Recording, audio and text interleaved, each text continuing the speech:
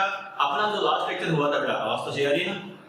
ठीक है, अपना जो लास्ट लेक्चर हुआ था एटॉमिक स्ट्रक्चर का बेटा, उसमें जैसे अपन ने बात की थी एटॉमिक स्पीशीज क्या होती है। एटॉमिक स्पीशीज मतलब है आइसोटोप्स, आइसोबार, फिर आइसोस्टेयर, आइसोडाइपर, आइसोइलेक्ट्रॉनिक, आइसोन्यूट्रॉनिक, इनका मीनिंग क्या होता है, कैसे होता है, क्लियर। फिर अपने अल्फा, बीटा, गामा, न्यूट्रॉन ये सब पार्टिकल्स क्या होते हैं, इनका चार्ज, मास वगैरह क्या होता है, कैसे हमें ध्यान रखना है, ये डिस्कस किया था, क्लियर। उसके बाद जैसे मैक्सवेल्स इलेक्ट्रोमैग्नेटिक वेव थ्योरी अपन ने डिस्कस की थी, कैसे होता है, क्या होता है, इलेक्ट्रोमैग्नेटिक वेव के एग्जांपल्स कौन-कौन से होते हैं, और उसमें एनर्जी, वेवलेंथ, फ्रीक्वेंसी का ऑर्डर क्या होता है, कैसे होता है, ट्रिक के अकॉर्डिंग अपन ने समझा था बच्चों, क्लियर। अब बच्चों कुछ हमने क्या किया, जो इलेक्ट्रोमैग्नेटिक वेव्स होती है उसकी प्रॉपर्टी भी अपने डिस्कस की थी, वेवलेंथ क्या होता है, फ्रीक्वेंसी क्या होता है, वेव नंबर क्या होता है, टाइम पीरियड क्या होता है, एम्पलीट्यूड क्या होता है, और वेलोसिटी, ये सब क्या होती है, क्योंकि आगे पूरे चैप्टर में बार-बार ये हमारे काम आएगा बच्चों, क्लियर। ठीक है बेटा, आज अपन डिस्कस करते हैं इसके बाद जो एग्जाम के पॉइंट ऑफ व्यू से मोस्ट इंपोर्टेंट है बच्चों, ओके। चलो स्टार्ट करते हैं बेटा, देखो मैं हेडिंग लिख रहा हूं यहां पर, क्या, प्लैंक्स। प्लैंक्स क्या करेंगे, यानी क्वांटम थ्योरी, नाम आपने सुना होगा बेटा, Planck's quantum theory. Planck's quantum theory यानी प्लैंक का क्वांटम सिद्धांत, मैंने स्टार्ट किया बच्चों, क्या, एग्जाम के पॉइंट ऑफ व्यू से मोस्ट इंपोर्टेंट है बेटा, ओके।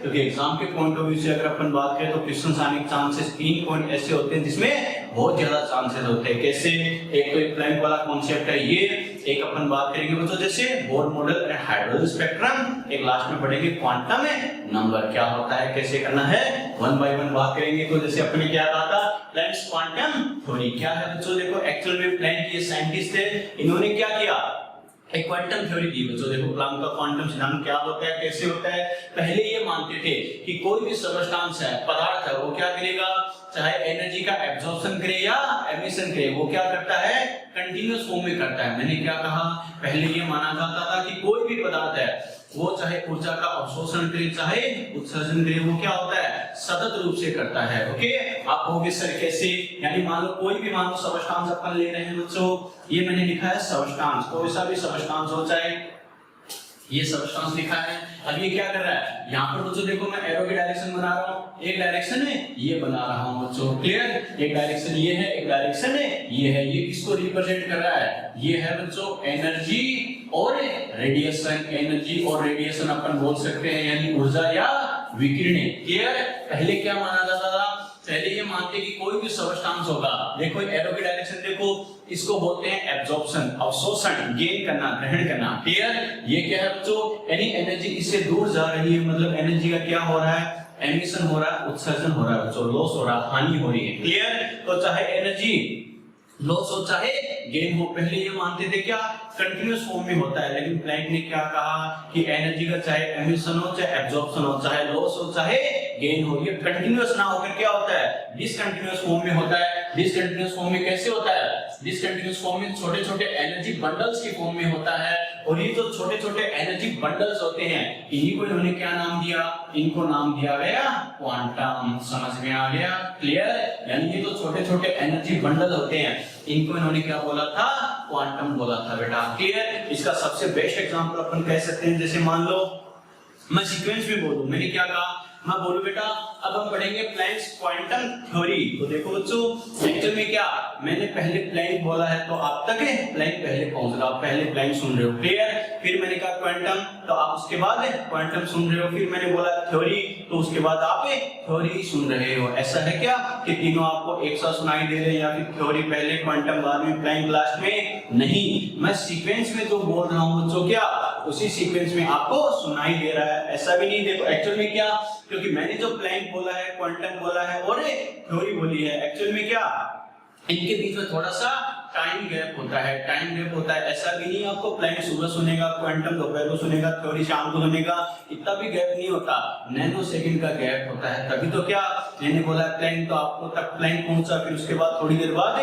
क्वांटम, फिर आपको सुना थ्योरी। क्यों, क्योंकि मेरे थ्रू जो साउंड एनर्जी है आप तक पहुंच रही है, वो एक्चुअल में क्या होता है, कंटीन्यूअस फॉर्म में ना होकर क्या डिसकंटीन्यूअस फॉर्म में है, यानी सतत रूप से ना होकर असतत रूप से छोटे छोटे एनर्जी बंडल्स की फॉर्म में आप तक पहुंच रही है। आगे समझ में, क्लियर। और ये बात सबसे पहले क्या कहा, प्लैंक ने बताई थी बेटा, क्लियर। ठीक है बच्चों, इन्होंने तो क्या कहा, नॉर्मल एनर्जी और रेडिएशन के लिए क्या बच्चों, इनको क्वांटम नाम दिया। ये जो एनर्जी बंडल होते हैं इनको क्वांटम नाम दिया, और जो लाइट पार्टिकल्स होते हैं, सनलाइट होती है, इनके लिए इन एनर्जी बंडल को क्या कहते हैं बेटा, इसके लिए फोटोन वर्ड यूज किया जाता है। लाइट पार्टिकल के नाम सुना होगा आपने, फोटोन। फोटोन कई जगह यूज होता है, क्लियर, ठीक है। वो किसके लिए, मेनली लाइट पार्टिकल के लिए यूज होता है, या किसी भी एनर्जी बंडल्स के लिए अपन यूज कर सकते हैं बेटा, क्लियर, ठीक है बच्चों। अब बात करें, देखो आगे क्या कहेंगे। प्लैंक ने क्या कहा कि कोई भी रेडिएशन होती है, कोई भी रेडिएशन होती है, उसकी जो एनर्जी होगी वो क्या होगी, फ्रीक्वेंसी के डायरेक्टली प्रोपोर्शनल होगी। इसलिए मैंने आपको प्रॉपर्टी बताई है, क्योंकि फ्रीक्वेंसी, वेवलेंथ, ये सब बात का नाम आएंगे। क्या कहा कि कोई भी रेडिएशन होगी उसकी एनर्जी क्या होगी, उसकी एनर्जी फ्रीक्वेंसी के डायरेक्टली प्रोपोर्शनल होगी। फ्रीक्वेंसी क्या होता है, न्यू, यानी जो विकिरण है उसकी ऊर्जा क्या होगी, आवर्ती के डायरेक्टली प्रोपोर्शनल, समानुपाती होगी। क्यों, क्योंकि बच्चों हमें पता है फ्रीक्वेंसी क्या होता है, पर सेकंड, यानी क्या होगा, यानी किसी पर्टिकुलर पॉइंट से पर सेकंड में कितनी वेव पास हो रही है। तो सीधी सी बात है, अगर फ्रीक्वेंसी ज्यादा तो वेव ज्यादा, और वेव ज्यादा तो उनकी टोटल एनर्जी भी ज्यादा होगी, और ये ज्यादा तो ये भी ज्यादा, सेम वाली कंडीशन है, डायरेक्टली प्रोपोर्शनल, क्लियर, बात समझ में आ गई। और ये जो प्रोपोर्शनल साइन होता है बेटा, इसको हटाने के लिए क्या कांस्टेंट यूज करते हैं, जिसको क्या बोलते हैं, h। तो अपना एक तो इंपॉर्टेंट फॉर्मूला क्या आ गया, E = h न्यू। ये आपको पता ही है, एनर्जी, न्यू पता ही है क्या है, फ्रीक्वेंसी यानी आवर्ती, ये है ऊर्जा, और h जो यहाँ पर होता है बच्चों, h को क्या कहते हैं, h होता है बेटा प्लैंक कांस्टेंट। क्या कहा, प्लैंक कांस्टेंट, जिसकी वैल्यू कितनी होती है, 6.62 multiply bye 10⁻34 joule into second, या फिर कितना होता है बेटा, 6.62 मल्टीप्लाई बाय 10⁻27 अर्ग इनटू सेकंड। बच्चा कहेगा सर ये क्या है, ये जूल इनटू सेकंड, अर्ग इनटू सेकंड। जूल और अर्ग दोनों ही क्या एनर्जी की फॉर्म है बेटा, अलग अलग यूनिट में, ओके। अभी अपन डिटेल से डिस्कस करेंगे। तो इस फॉर्मूले को अगर अपन क्या करें, आगे अगर अपन सॉल्व करके देखें, तो बच्चों देखो जो न्यू होता है, फ्रीक्वेंसी होता है, आपको ध्यान है बच्चों, अपने क्या कहा था, न्यू इक्वल टू क्या होता है, c/λ। लास्ट लेक्चर में डिस्कस किया था, याद है ना। इसका मतलब न्यू की जगह अगर मैं ये लिख दूं तो क्या हो जाएगा, E = क्या हो जाएगा, h। तो ऐसा कैसा, और न्यू की जगह क्या लिखूंगा, c/λ। ये अपना एक और इंपॉर्टेंट फॉर्मूला आ जाता है, क्लियर। E यहाँ पर क्या है, वही एनर्जी, h क्या है प्लैंक कांस्टेंट, c क्या है वेलोसिटी ऑफ लाइट, और λ क्या है वेवलेंथ, तरंग दैर्ध्य बच्चों, क्लियर। जो वेव है उसकी वेवलेंथ, तरंग की तरंग दैर्ध्य। और ये क्या होता है, ध्यान है ना, दो कंटीन्यूअस क्रेस्ट या फिर कंटीन्यूअस ड्रॉ के बीच की डिस्टेंस, दो क्रमागत सुरंग या फिर दो क्रमागत गर्त के बीच की दूरी, क्लियर, ठीक है। और एक बात खास कर ध्यान रखना, इस कॉन्सेप्ट में हो चाहे बाकी का कोई कॉन्सेप्ट हो, यानी यूनिट्स का खासकर हमें ध्यान रखना है बच्चों, क्लियर। कैसे बच्चों, ये जो h होता है यहाँ पर, अगर मैं जूल इनटू सेकंड वाली यूनिट में यूज करूं, और c क्या मीटर पर सेकंड वाली वैल्यू यूज करूं, लैम्डा किसमें, मीटर में यूज करूं, तो ये किसमें आएगा, एनर्जी यहाँ पर जूल में आएगी। मैं क्या कह रहा हूँ समझ में आ रहा है बच्चों, क्लियर। ये खासकर ध्यान रखना, कौन सा किस यूनिट में हमें यूज करना है, क्लियर। यहाँ पे स्क्रीनशॉट ले लिया, फटाफट ले लिए। चलो बेटा आगे बात करते हैं, देखो कैसे करना है, क्या करना है। ये तो नॉर्मल जी अपने बात की, ये जो अपना फॉर्मूला अपने लिखा है कैसे करना है, क्या करना है, लेकिन समझने वाली बात है, ये बात को हर कोई बताता है, लेकिन अपन को गलती से बचना कहाँ है। नॉर्मली बच्चों क्या करेगा, आपको एनर्जी की दो फॉर्म मिलती है, एक तो किस फॉर्म में, जूल में, एक मिलता है बच्चों अर्ग में, क्लियर। क्या कहा, अगर जूल की बात आ जाए, क्या कहा, अगर एनर्जी जूल में है तो ये याद रखना बच्चों, अपन mks यूनिट यूज करते हैं। मैंने क्या कहा, एनर्जी, ऊर्जा अगर जूल में है तो कौन सी यूनिट यूज करेंगे, mks यूनिट यूज करेंगे बेटा। m मतलब क्या होता है, मीटर, ध्यान है ना, k मतलब क्या, किलोग्राम, और s फॉर सेकंड, क्लियर। यानी अगर डिस्टेंस की बात आ जाए, दूरी की बात आ जाए, तो मीटर में यूज करना है, एनर्जी अगर जूल में है तो k फॉर किलोग्राम। मास की बात आ जाए, किसको यूज करना है, किलोग्राम में, s फॉर सेकंड, टाइम को किसमें यूज करना है, सेकंड में, क्लियर। और वही अगर बात करें बेटा अर्ग की बात आ जाए तो क्या करते हैं, cgs यूनिट यूज करते हैं। cgs यूनिट ध्यान है ना, mks unit, cgs unit physics में डिटेल से पढ़ते हैं। c का मतलब यहाँ पर क्या है बच्चों, सेंटीमीटर, g फॉर क्या है बेटा, ग्राम, और s फॉर क्या है, सेकंड। मैंने क्या कहा, अगर एनर्जी अर्ग में है तो क्या करना है, डिस्टेंस अगर दूरी की बात करें तो वो आपको सेंटीमीटर में यूज करनी है, मास किसमें यूज करना है, ग्राम में, और एस फॉर सेकंड यानी टाइम को क्या करना है, सेकंड में यूज करना है। आ गया समझ में, क्लियर। अब ध्यान रखना, बात करें एनर्जी की, एनर्जी की आपको क्या करेगा बच्चों, यहाँ पर कई सारी फॉर्म्स एनर्जी की देगा। कैसे, तो एनर्जी की जैसे मान लो इलेक्ट्रॉन वोल्ट भी दे सकता है, जूल दे सकता है, अर्ग दे सकता है, या फिर क्या कैलोरी भी दे सकता है बच्चों। आगे जैसे बोर मॉडल भी पढ़ेंगे उसमें भी आपको अलग अलग एनर्जी की फॉर्म में देगा, लेकिन सारी एनर्जी की फॉर्म के फॉर्म में रटोगे कंफ्यूज हो जाओगे। इससे अच्छा ध्यान क्या रखना है आपको, एक एनर्जी की फॉर्म को दूसरी में कैसे कन्वर्ट करना है। ओके, तो ये जरूर ध्यान रखना बच्चों। क्या एक इलेक्ट्रॉन वोल्ट होता है वो क्या होगा, 1.6 multiply by 10 to power -19 joule. मैंने क्या कहा, अगर इलेक्ट्रॉन वोल्ट को जूल में कन्वर्ट करना है तो एक इलेक्ट्रॉन के चार्ज से मल्टीप्लाई कर देना, क्लियर। या फिर क्या, एक कैलोरी जो होता है वो क्या होता है, 4.2 जूल, यानी कैलोरी को अगर जूल में कन्वर्ट करना तो 4.2 से मल्टीप्लाई करते हैं। या फिर 1 जूल क्या होता है, 10 टू पावर 7 अर्ग होता है बच्चों। एक तो ये एनर्जी की अलग अलग यूनिट से ध्यान रखना। आ गया समझ में, क्लियर, ठीक है बेटा। एक बच्चों ध्यान रखना, क्या वोल्ट हो, वाट हो, हर्ट्ज हो, ये सभी क्या होते हैं, एमकेएस यूनिट्स होती हैं। मैं क्या कह रहा हूं बच्चों, वोल्ट क्या कहा, वोल्ट यानी वी, पोटेंशियल के लिए यूज करते हैं, विभवांतर के लिए ध्यान है ना, वोट, ठीक है। अपन लिखते हैं वोट, वोट मतलब क्या, पावर के लिए यूज करते हैं, डब्ल्यू लिखेगा, क्लियर। या फिर अपन बोले बच्चों क्या, हर्ट्ज हो गया, हर्ट्ज, हर्ट्ज मतलब क्या, फ्रीक्वेंसी, ध्यान है ना, फ्रीक्वेंसी के लिए यूज होता है, आवर्ती के लिए। या फिर अपन क्या बोले, कूलम, ठीक है, कूलम, कूलम क्या होती है बच्चों, चार्ज के लिए यूज करते हैं। ये सारी यूनिट्स कौन सी होती है, एमकेएस वाली यूनिट्स होती है। इस बात को खासकर दिमाग में सेट रखना है बच्चों। क्या कहा, वोट आ जाए, वोल्ट आ जाए, वाट आ जाए, हर्ट्ज आ जाए, कूलम आ जाए, ये सब क्या, अगर ये सब आ जाए तो इनके साथ क्या करते हैं, एमकेएस वाली यूनिट्स यूज करते हैं। एमकेएस वाली यूनिट्स यूज करने का मतलब क्या है, ये मीटर, किलोग्राम और सेकंड। जहां डिस्टेंस और मास और टाइम की बात आ जाए तो आपको मीटर, किलोग्राम और सेकंड में यूज करना है। समझ में आ गया, क्लियर। स्क्रीनशॉट लो बेटा फटाफट।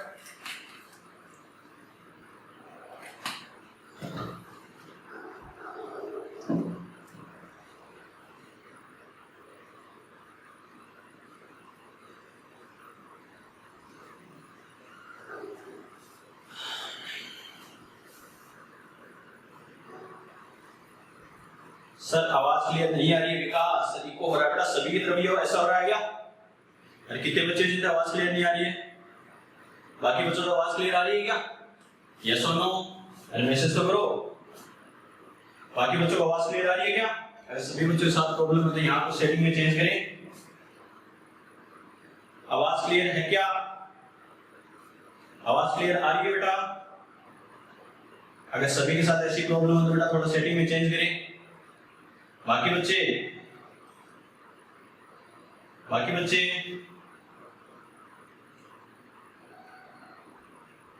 आवाज तो क्लियर है पर वॉल्यूम कम है, इको हो रही है थोड़ी। चलो बेटा ये एक बार यहां तक देखो, स्क्रीनशॉट लो, मैं चेक करता हूं। बिल्कुल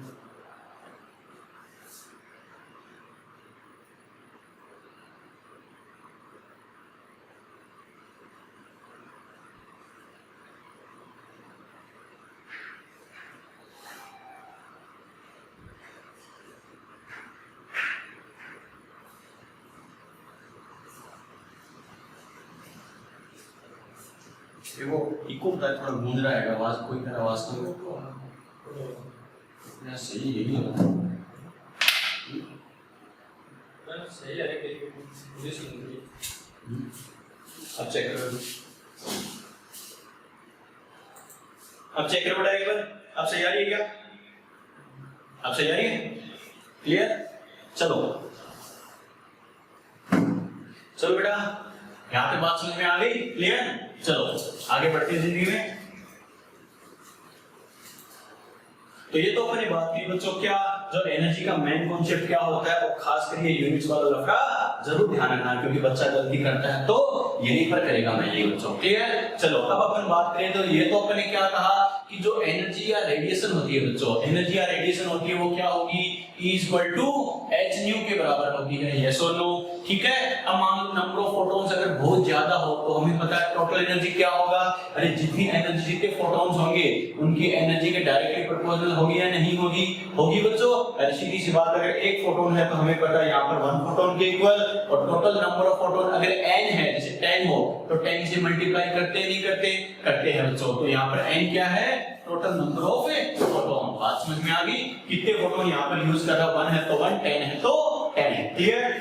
ठीक है बेटा। और हमें पता है यहाँ से अपन क्या कह सकते हैं, इक्वल टू क्या हो गया NH न्यू, और हमें पता है NH न्यू क्या होता है C अपॉन लैम्डा। क्लियर? और 1 बाय लैम्डा क्या होता है बेटा? न्यू बार। तो क्या कहेंगे यहाँ से N क्या लिखेंगे HC, और 1 बाय लैम्डा इसमें मैं क्या लिखूंगा? न्यू बार। ये क्या N यहाँ पर क्या है? नंबर ऑफ फोटोन, यानी कितने फोटोन की बात कर रहा है उनका नंबर। बच्चों आया समझ में? क्लियर? ये तो नॉर्मल सी बात है बच्चों, ठीक है। ये फॉर्मूला अपने कर लिया नोट, कोई दिक्कत नहीं है। लेकिन इसमें सबसे इंपॉर्टेंट क्वेश्चन क्या बनता है बच्चों? नंबर ऑफ एमिटेड और एब्जॉर्ब्ड फोटोन। हमने क्या कहा? फोटोन क्या है? Energy bundle. इनको बेटा फोटोन की फॉर्म में अपन लिखेंगे, क्वांटम भी दे देता है लेकिन ज्यादातर फोटोन ही यूज करता है। तो कितने फोटोन का क्या एब्जॉर्प्शन हो रहा है, कितने का एमिशन हो रहा है, यानी कितने फोटोन का अवशोषण, कितने का उत्सर्जन, यानी फोटोन के नंबर की टर्म में देगा। तो एक बच्चों आपको कॉन्सेप्ट बताता हूं, एक डायरेक्टली फॉर्मूला बताता हूं, ये आपको किसी बुक या कॉपी में नहीं मिलेगा, लेकिन अपन जरूर डिस्कस करेंगे क्योंकि सबसे ज्यादा क्वेश्चन इसी कॉन्सेप्ट पर पूछेगा। आपको एक फॉर्मूले से ही आपका आंसर आएगा। ओके, कैसे? नेक्स्ट पॉइंट में क्या डिस्कस कर रहा हूं? नंबर ऑफ एमिटेड और absorbed photon. Number of emitted और एब्जॉर्ब्ड फोटॉन्स, यानी क्या कहा? और इसको स्टार मार्क कर रहा हूं, ध्यान रखना, बहुत इंपॉर्टेंट है। यानी नंबर ऑफ एमिटेड और एब्जॉर्ब्ड फोटोन, यानी उत्सर्जित या अवशोषित फोटोनों की संख्या। ओके, और वो कैसे डिस्कस करना है बच्चों समझना। आपको याद है अभी अपने कॉन्सेप्ट लिखा क्या?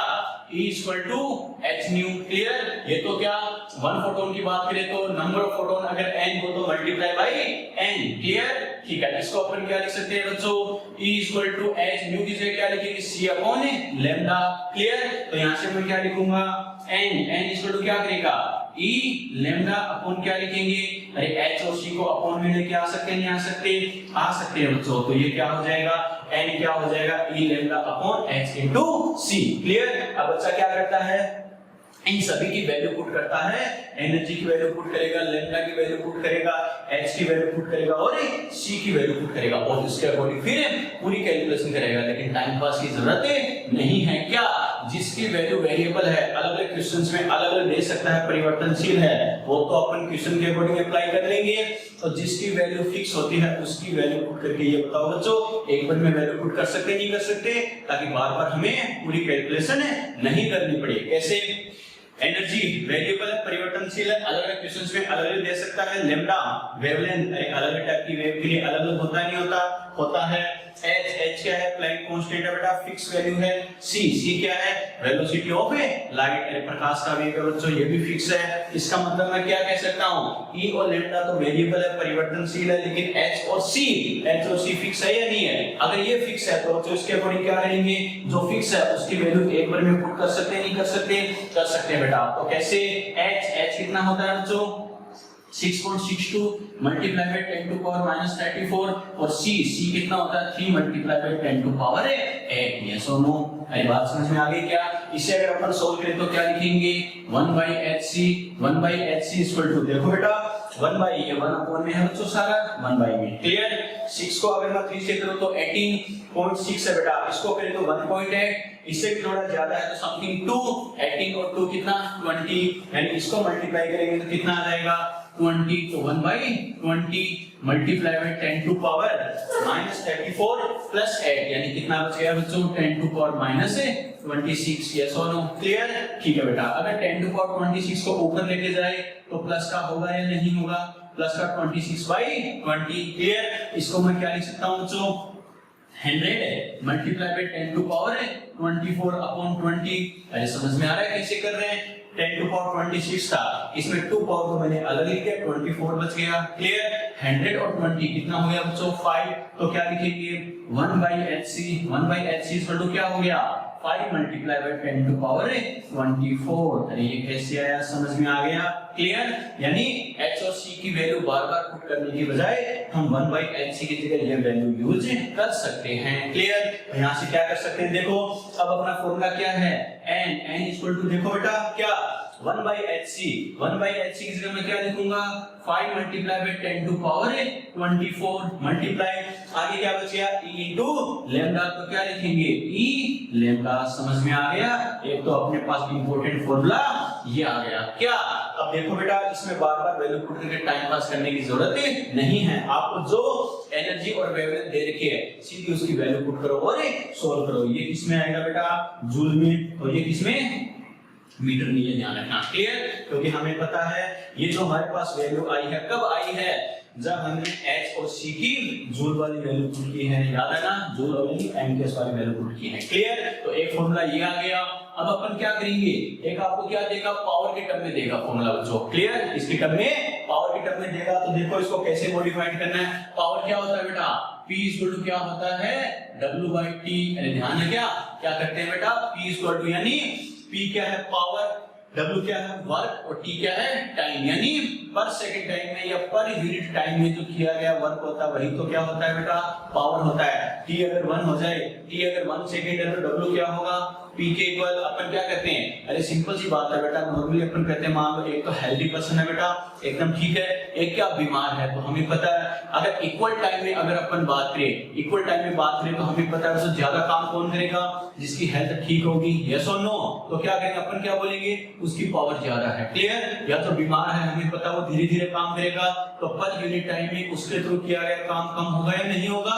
या फिर अपन क्या बोल सकते हैं इसकी पावर कम है, इसकी ताकत कम है बच्चों। यस और नो? क्लियर? तो क्या कहेंगे पर सेकंड जो किया गया वर्क क्या होता है पावर के इक्वल होता है, तो P equal to W upon T। Clear? तो यहाँ से मैं क्या लिख सकता हूँ W क्या हो जाएगा बेटा P multiply by T। Clear? अब ये जो वर्क है बच्चों इसको अपन क्या करेंगे, अगर एनर्जी से कोरिलेट करे तो हमें पता है जो वर्क डन होता है वो क्या होता है एनर्जी के इक्वल होता है। बच्चा कहेगा सर कैसे, तो बच्चों सिंपल सी बात है, ये मार्कर है, ये हाथ में मेरा फिलहाल रेस्ट पोजीशन में है, इसको मैंने थोड़ी सी एनर्जी दी, मैंने क्या किया थोड़ी सी एनर्जी दी, मैंने क्या किया थोड़ा सा वर्क किया। वर्क का मतलब क्या है अपनी एनर्जी किसी और को ट्रांसफर करना। आ गया समझ में? देखो फिलहाल ये रेस्ट पोजीशन में, अब ये मूवमेंट क्यों कर रहा है, मैंने इस पर वर्क किया है, मैंने इस पर फोर्स लगाया है, मेरी एनर्जी मैंने इसको दी है। क्लियर? मैंने इस पर थोड़ा सा वर्क किया यानी इसे थोड़ी सी एनर्जी दी, इसमें थोड़ी सी मूवमेंट आई, मैंने इस पे जचा के वर्क किया, इसमें जचा के एनर्जी आई। मैं क्या कह रहा हूं समझ में आ रहा है बच्चों? यानी क्या वर्क डन होता है वही क्या होता है एनर्जी की फॉर्म में ट्रांसफर होगा, तो जितना वर्क डन उतनी ही एनर्जी। क्लियर? तो क्या लिखेंगे W किसके इक्वल है P इनटू T के इक्वल। बच्चों समझ में आ गया? इसका मतलब क्या लिखेंगे वर्क डन एनर्जी के इक्वल और एनर्जी क्या P इनटू T के इक्वल। तो इस फॉर्मूले में मैं क्या कह सकता हूं, जो E है E की जगह पर क्या लिख सकते हैं n इक्वल टू क्या हो गया बेटा 5 multiply by 10 to power 24। Clear? यहां तक तो ठीक था। E की जगह मैं क्या लिख सकता हूं P मल्टीप्लाई बाय लैम्डा और मल्टीप्लाई बाय T। दूसरा इंपॉर्टेंट फॉर्मूला अपने पास है ये आ गया। समझ में आ गया बच्चों? क्लियर? वेरी वेरी इंपॉर्टेंट, ये ध्यान रखना बच्चों। क्लियर?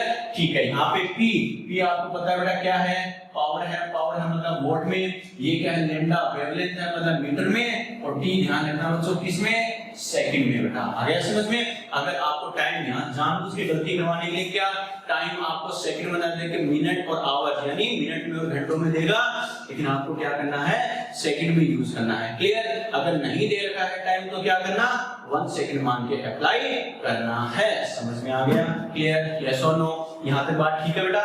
चलो बेटा, तो ये तो अपने बात की क्या नॉर्मली क्या नंबर ऑफ एमिटेड और एब्जॉर्ब्ड फोटोन की बात करें तो हमें कैसे करना है क्या करना है। क्लियर? चलो बेटा एक चीज बात करें अब फोटोन के रेस्पेक्ट में ध्यान रखना। फोटोन क्या है एक एनर्जी बंडल है नॉट ए मैटर पार्टिकल। मैंने क्या कहा फोटोन क्या है ओनली एक ऊर्जा का बंडल है, कोई द्रव्य कण नहीं है। बच्चा कहेगा सर ये क्या है, तो मैंने एक दो लेक्चर पहले बात की थी, एक होता है मैटर वेव्स एक होता है इलेक्ट्रोमैग्नेटिक वेव। मैटर मास द्रव्यमान आ गया समझ में, यानी मैटर पार्टिकल नहीं है, यानी फोटोन क्या एक ऐसा पार्टिकल है जिसका रेस्ट मास क्या होता है 0 होता है। कैसे बच्चों? अरे जो सनलाइट होती है वो एक्चुअली में क्या होता है मिलियंस बिलियंस फोटोन से मिलकर बनी होती है। तो हमें आज तक ये तो पता है कि लाइट की वेलोसिटी स्पीड ये होती है, लेकिन आज तक ये पता है कि लाइट का मास ये होता है, प्रकाश का द्रव्यमान ये है, कभी नहीं होता बेटा, कभी बता भी नहीं सकते। क्यों? क्योंकि बच्चों एक्चुअल में क्या होता है, जो लाइट होती है वो क्या कई सारे छोटे छोटे स्मॉल एनर्जी बंडल, छोटे छोटे ऊर्जा कणों यानी फोटोन से मिलकर बनी है, और फोटोन का रेस्ट मास क्या होता है, 0 होता है बेटा। क्यों? क्योंकि ये मैटर पार्टिकल नहीं है, कोई द्रव्य कण नहीं है, ओनली एक एनर्जी बंडल है, केवल एक ऊर्जा कण है बच्चों। क्लियर? लेकिन रेस्ट मास तो 0 होता है, लेकिन पूछा जाएगा क्या यानी mass of movable photon. Movable की बात करें तो क्या करना है बच्चों, तो समझना, यानी मैं क्या कह रहा हूं, मास ऑफ मूवेबल फोटोन यानी किसी गतिशील फोटोन का द्रव्यमान। ठीक है, गतिशील फोटोन के द्रव्यमान की अगर अपन बात करें तो कैसे करना है, क्या करना है बेटा, समझना। एक तो आपको याद है प्लैंक कॉन्सेप्ट में अपन ने क्या कहा, एक तो क्या होता है E = hc/λ, यस और नो, अरे होता है बच्चों। एक हमें पता आइंस्टीन ने क्या कहा था, E = क्या होता है m/c², यस और नो, अरे ध्यान है ना, आइंस्टीन ने क्या कहा था E = m/c², और प्लैंक ने क्या कहा था E = hc/λ।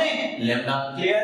ठीक है बेटा, E और E को मैं इक्वल कर दूं तो क्या लिखेंगे, hc/λ क्या m/c², इस c को इस स्क्वायर से उड़ा दे बेटा तो m क्या हो जाएगा, m इधर क्या बच गया h, ये क्या है लैम्डा, और ये क्या c इधर आएगा, क्या आ जाएगा λ/c, ये क्या आ गया, मास ऑफ मूवेबल फोटोन, किसी गतिशील फोटोन का द्रव्यमान। अब बच्चे के दिमाग में है कि सर ये क्या बता रहे हो सर, आपने पीछे डिस्कस किया था, फर्स्ट लेक्चर या सेकंड लेक्चर में डिस्कस किया था, क्या किसी गतिशील कण का द्रव्यमान, mass of movable particle m = m0/1 - v²/c² का √, याद है ना, याद आ रहा है? बच्चा कहेगा सर वो अप्लाई क्यों नहीं किया, तो ध्यान रखना बेटा, वो तो किसके लिए अप्लाई होता है, मैटर पार्टिकल के लिए, द्रव्य कण के लिए, यानी ऐसा पार्टिकल जिसका रेस्ट मास क्या हो, नॉन जीरो हो, यानी S0 हो। उसने पूछे, अरे सीधी सी बात है, ऊपर जो m0 लिखा था, m0 के ऊपर 0 हो गया तो 1 - v²/c² से डिवाइड करके कोई फायदा है क्या,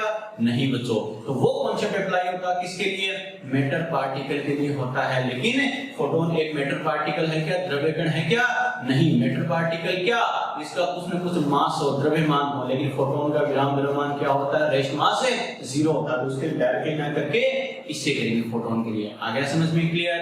यहां तक बच्चों फटाफट स्क्रीनशॉट लो और समझो, कोई डाउट है क्या यहां तक, फटाफट बताओ।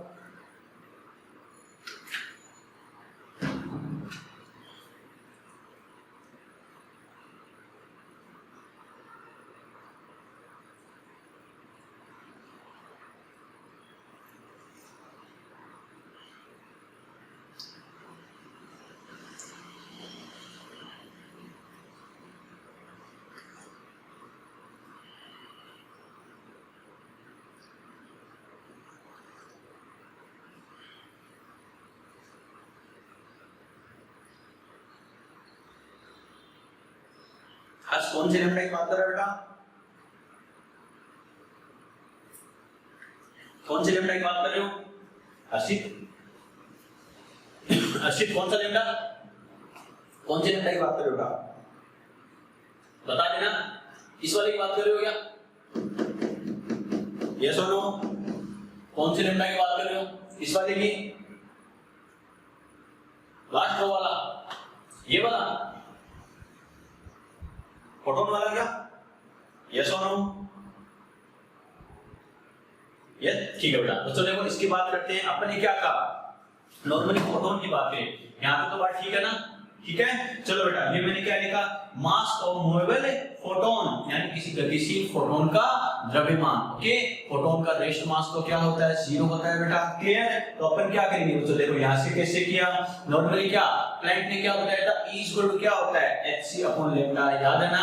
एक बच्चों आइंस्टीन ने पार्टिकल की एनर्जी के लिए क्या फॉर्मूला दिया था, E = m/c²। क्लियर? ठीक है, E और E एनर्जी इक्वल है। अगर सेम पार्टिकल के लिए मैं बात करूं तो एनर्जी इक्वल हो गया, तो यहां से क्या कह सकते हैं, hc/λ = m/c²। क्लियर? ठीक है, इस c को बेटा इस स्क्वायर से उड़ा दिया तो इधर क्या बच गया m, इधर क्या बच गया h/λ, और m के मल्टीप्लाई में c भी है या नहीं है, तो c अपॉन में आ गया, m = h/λ, और ये c, ये किसका आ गया, किसी मूवेबल फोटोन का, गतिशील फोटोन का द्रव्यमान। अब ठीक है, और कोई डाउट? और कोई डाउट बेटा किसी को? और कोई डाउट?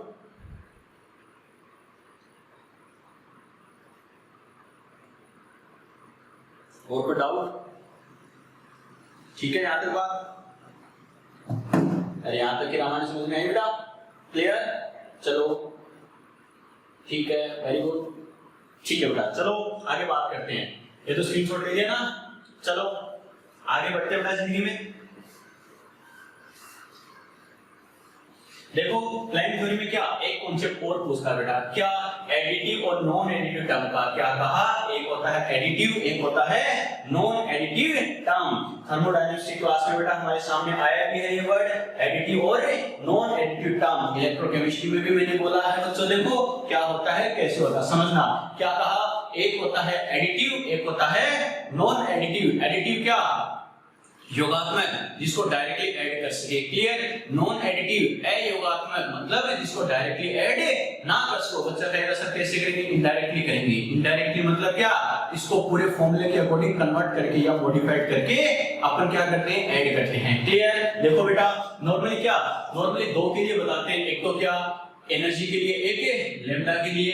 लेकिन कई बार क्या फ्रीक्वेंसी और वेव नंबर इनके लिए और पूछ लेता है, तो मैं चारों के लिए बताता हूं। अगर आपसे पूछे कौन सा एडिटिव है कौन सा नॉन एडिटिव है, तो आपको कैसे करना है, क्या करना है बच्चों? ओके, समझना इस बात को। नॉर्मली क्या बच्चों, एक एग्जांपल से इस बात को समझते हैं। मान लो क्या, ये मान लो मैं क्या बना रहा हूं, अलग अलग सेल या ऑर्बिट बना रहा हूं बच्चों। ओके, ये मान लो फर्स्ट सेल है, ये सेकंड है, ये थर्ड सेल है। अरे हमें पता है न्यूक्लियस के चारों तरफ क्या होता है? सेल या ऑर्बिट होते हैं। नाभिक के चारों तरफ क्या कोश या कक्षाएं होती है। तो बोर मॉडल में इस बात को अपन डिटेल से डिस्कस करेंगे। क्या एक सेल से दूसरे सेल में अगर क्या इलेक्ट्रॉन एक्सचेंज क्या करे, सेल में चेंजेस करे, यानी ट्रांसफर हो, यानी एक कोश से दूसरी कक्षा में स्थानांतरित हो, तो एनर्जी का एक्सचेंज करता है, ऊर्जा का आदान प्रदान करता है। क्लियर? तो देखो बेटा कैसे, मान लो इलेक्ट्रॉन थर्ड से क्या आ रहा है, सेकंड में आ रहा है। थर्ड से किस में आ रहा है? सेकंड में आ रहा है। तो इसकी एनर्जी क्या है? E1 है मान लो सपोज करो। क्लियर? और इसकी एनर्जी का जो मान लो वेवलेंथ होगा,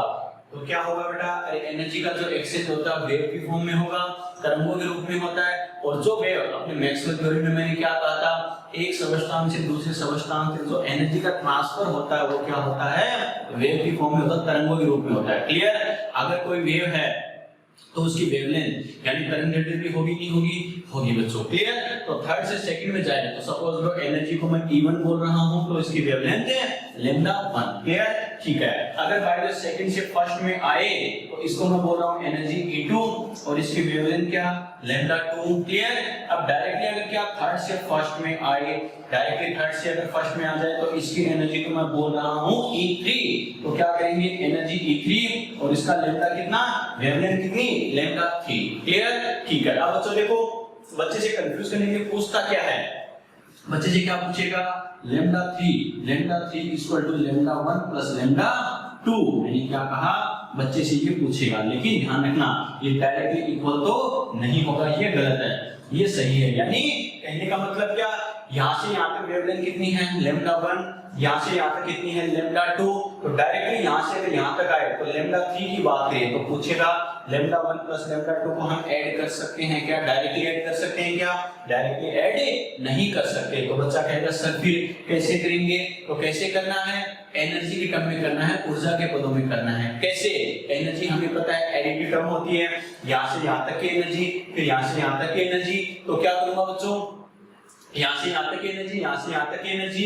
तो दो स्टेप में अगर एनर्जी है तो डायरेक्टली मैं यहाँ से यहाँ तक एनर्जी दूं तो पार्टिकल सीधा यहाँ से यहाँ तक आ सकता नहीं आ सकता? आ सकता बेटा। एक सिंपल सी बात है बेटा, जैसे बॉल वाला एग्जांपल देखो बेटा, क्या किसी बॉल को मान लो मुझे यहाँ से यहाँ तक फेंकने में क्या 10 जूल एनर्जी लगानी पड़ रही है। मैंने क्या कहा, किसी बॉल को मैं थर्ड से सेकंड तक अगर फेंकूं, पास करूं, तो मुझे मान लो 10 जूल एनर्जी देनी पड़ रही है। क्लियर? इस बॉल को फिर मैं सेकंड से फर्स्ट तक भेजूं, यहाँ से लेकर यहाँ तक है 10 जूल एनर्जी और देनी पड़ रही है। अगर मैं डायरेक्टली 20 जूल एनर्जी दे दूं तो क्या होगा, सीधा थर्ड से फर्स्ट पर आएगा नहीं आएगा? यस और नो? अरे हम स्पोर्ट्स खेलते बेटा, कई सारे गेम खेलते हैं, देखा होगा बच्चों। हम क्या करेंगे, अगर किसी बॉल को यहाँ से यहाँ तक भेजने में 10 जूल एनर्जी लगी, फिर यहाँ से यहाँ तक भेजने में 10 जूल एनर्जी और लगी, और अगर मैं डायरेक्टली यहाँ से यहाँ तक भेजना चाहूँ तो 20 जूल एनर्जी दूंगा या नहीं दूंगा? तो यहाँ पर ना रुककर सीधा यहाँ से यहाँ आ जाएगा। इसका मतलब क्या कहूंगा, यहाँ से यहाँ तक 10 जूल, यहाँ से यहाँ तक 10 जूल, तो सीधा यहाँ से यहाँ तक 20 जूल होगा ही नहीं होगा। 10 + 10 समझ में आ रहा है मैं क्या कर रहा हूँ, यस और नो।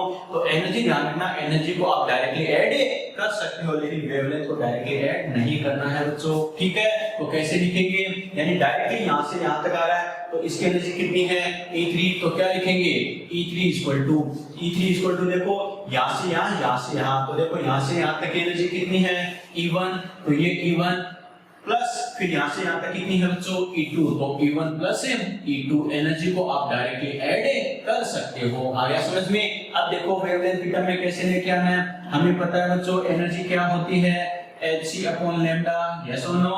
तो इसे लैम्डा की टर्म में अगर अपन लिखे तो क्या लिखेंगे E3 की जगह मैं क्या लिख सकता हूँ, देखो बेटा E क्या होता है hc/λ, तो E3 की जगह क्या लिख सकता हूँ hc/λ3, क्लियर।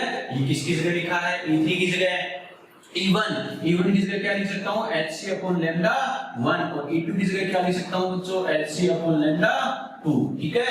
बच्चा कहेगा सर आपने E3 की जगह λ3, E1 की जगह λ1 और E2 की जगह λ2 यूज किया है, तो hc इसको 1 2 3 क्यों नहीं किया, ये इसलिए नहीं किया बच्चों, अरे h तो प्लैंक कांस्टेंट है, c क्या है वेलोसिटी ऑफ लाइट, प्रकाश का वेग, और ये हमें पता है चाहे यहाँ से यहाँ हो चाहे यहाँ से यहाँ हो चाहे सीधा यहाँ से यहाँ हो, इसकी वैल्यू तो क्या है फिक्स है बेटा, क्लियर। और ये सभी भी कॉमन है, इसका मतलब इसे हटा सकते हैं बेटा, क्लियर। तो मेरे पास क्या आ गया 1/λ3 = 1/λ1 + 1/λ2, आपको ऐसा ऑप्शन भी दे सकता है, यानी ऐसे कर सकते हैं। बात समझ में आ रही है, क्लियर। अगर अपन एलसीएम लिखे बेटा तो यहाँ पर एलसीएम लूं λ1 और λ2, λ1 से λ1 गया, क्या बच गया λ2 × 1 यानी λ2 से λ2 गया, क्या बच गया λ1 मल्टीप्लाई होकर 1 से λ1 हो गया, क्लियर। तो यहाँ से अपन क्या कह सकते हैं, ये मेरे पास किसके इक्वल आ गया बच्चों, ये आ गया 1/λ3 के, समझ में आ रहा है, क्लियर। तो यहाँ से अपन क्या लिख सकते हैं λ3 = λ1 λ2/λ1 + λ2। अरे मैंने क्या किया है, समझ में आ रहा है क्या, कुछ नहीं किया बेटा, क्या किया, इसको उल्टे से उल्टा कर दिया, इसे काम खत्म। 1/λ3 को λ3 लिख दिया, तो λ2 + λ1/λ1 λ2 को इन्वर्स कर दिया, तो λ1 λ2/λ1 + λ2, आपको ये ऑप्शन भी दे सकता है, क्लियर। नॉर्मली बेटा दो के बारे में ही बताते हैं, एनर्जी और वेवलेंथ, लेकिन इन दो के बारे में और ध्यान रखना, फ्रीक्वेंसी और वेव नंबर क्या होता है समझना। फ्रीक्वेंसी टर्म में कैसे लिखेंगे, हमें पता है E3 क्या था E1 + E2, यस और नो था बच्चों। अब हमें पता है एनर्जी क्या होता है E = hν, यस और नो होगा बच्चों। तो यहाँ से मैं क्या लिख सकता हूँ, E3 की जगह क्या लिखूंगा hν3 = E1 की जगह क्या लिखेंगे hν1, E2 की जगह क्या लिखेंगे बेटा hν2, h से h को बढ़ा सकते हैं बेटा, क्लियर।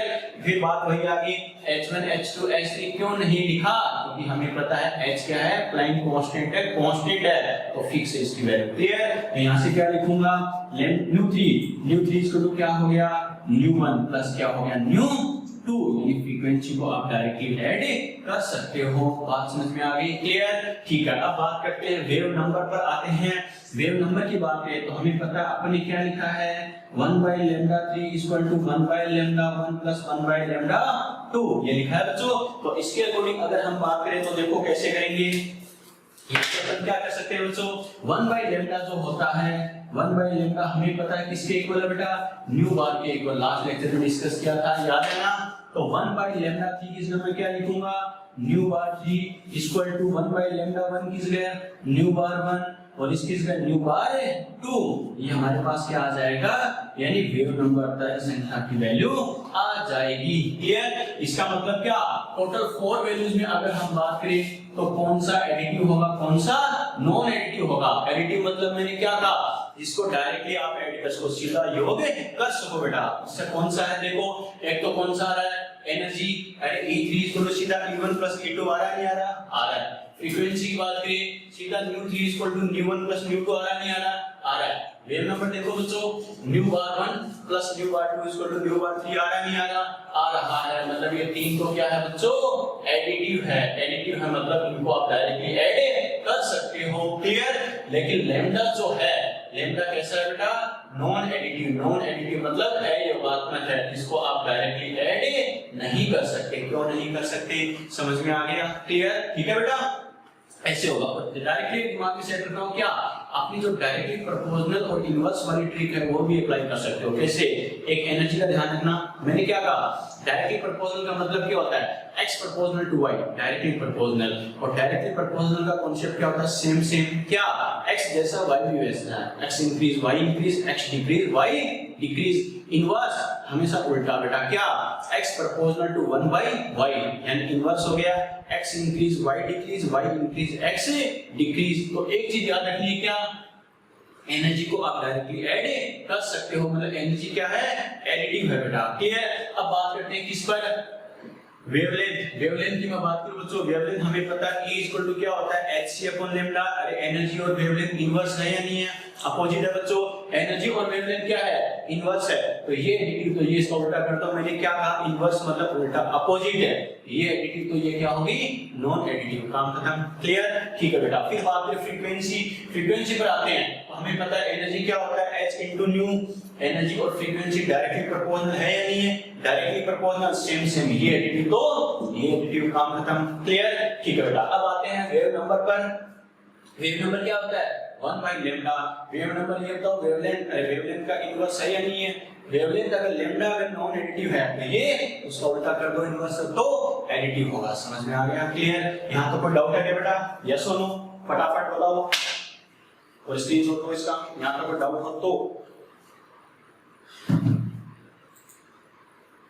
सर हर्षित का शर्मा है, हां हर्षित का ऐड कर लिया, हां आगे भेज वाला बीजी का नंबर, बीजी को कौन है, बीजी गैलेक्सी A10, हां बता बीजी कौन, गैलेक्सी A10 क्या, गैलेक्सी नाम नहीं है, तुम पूछो बीजी को बोल रहे हो कौन है, बीजी को।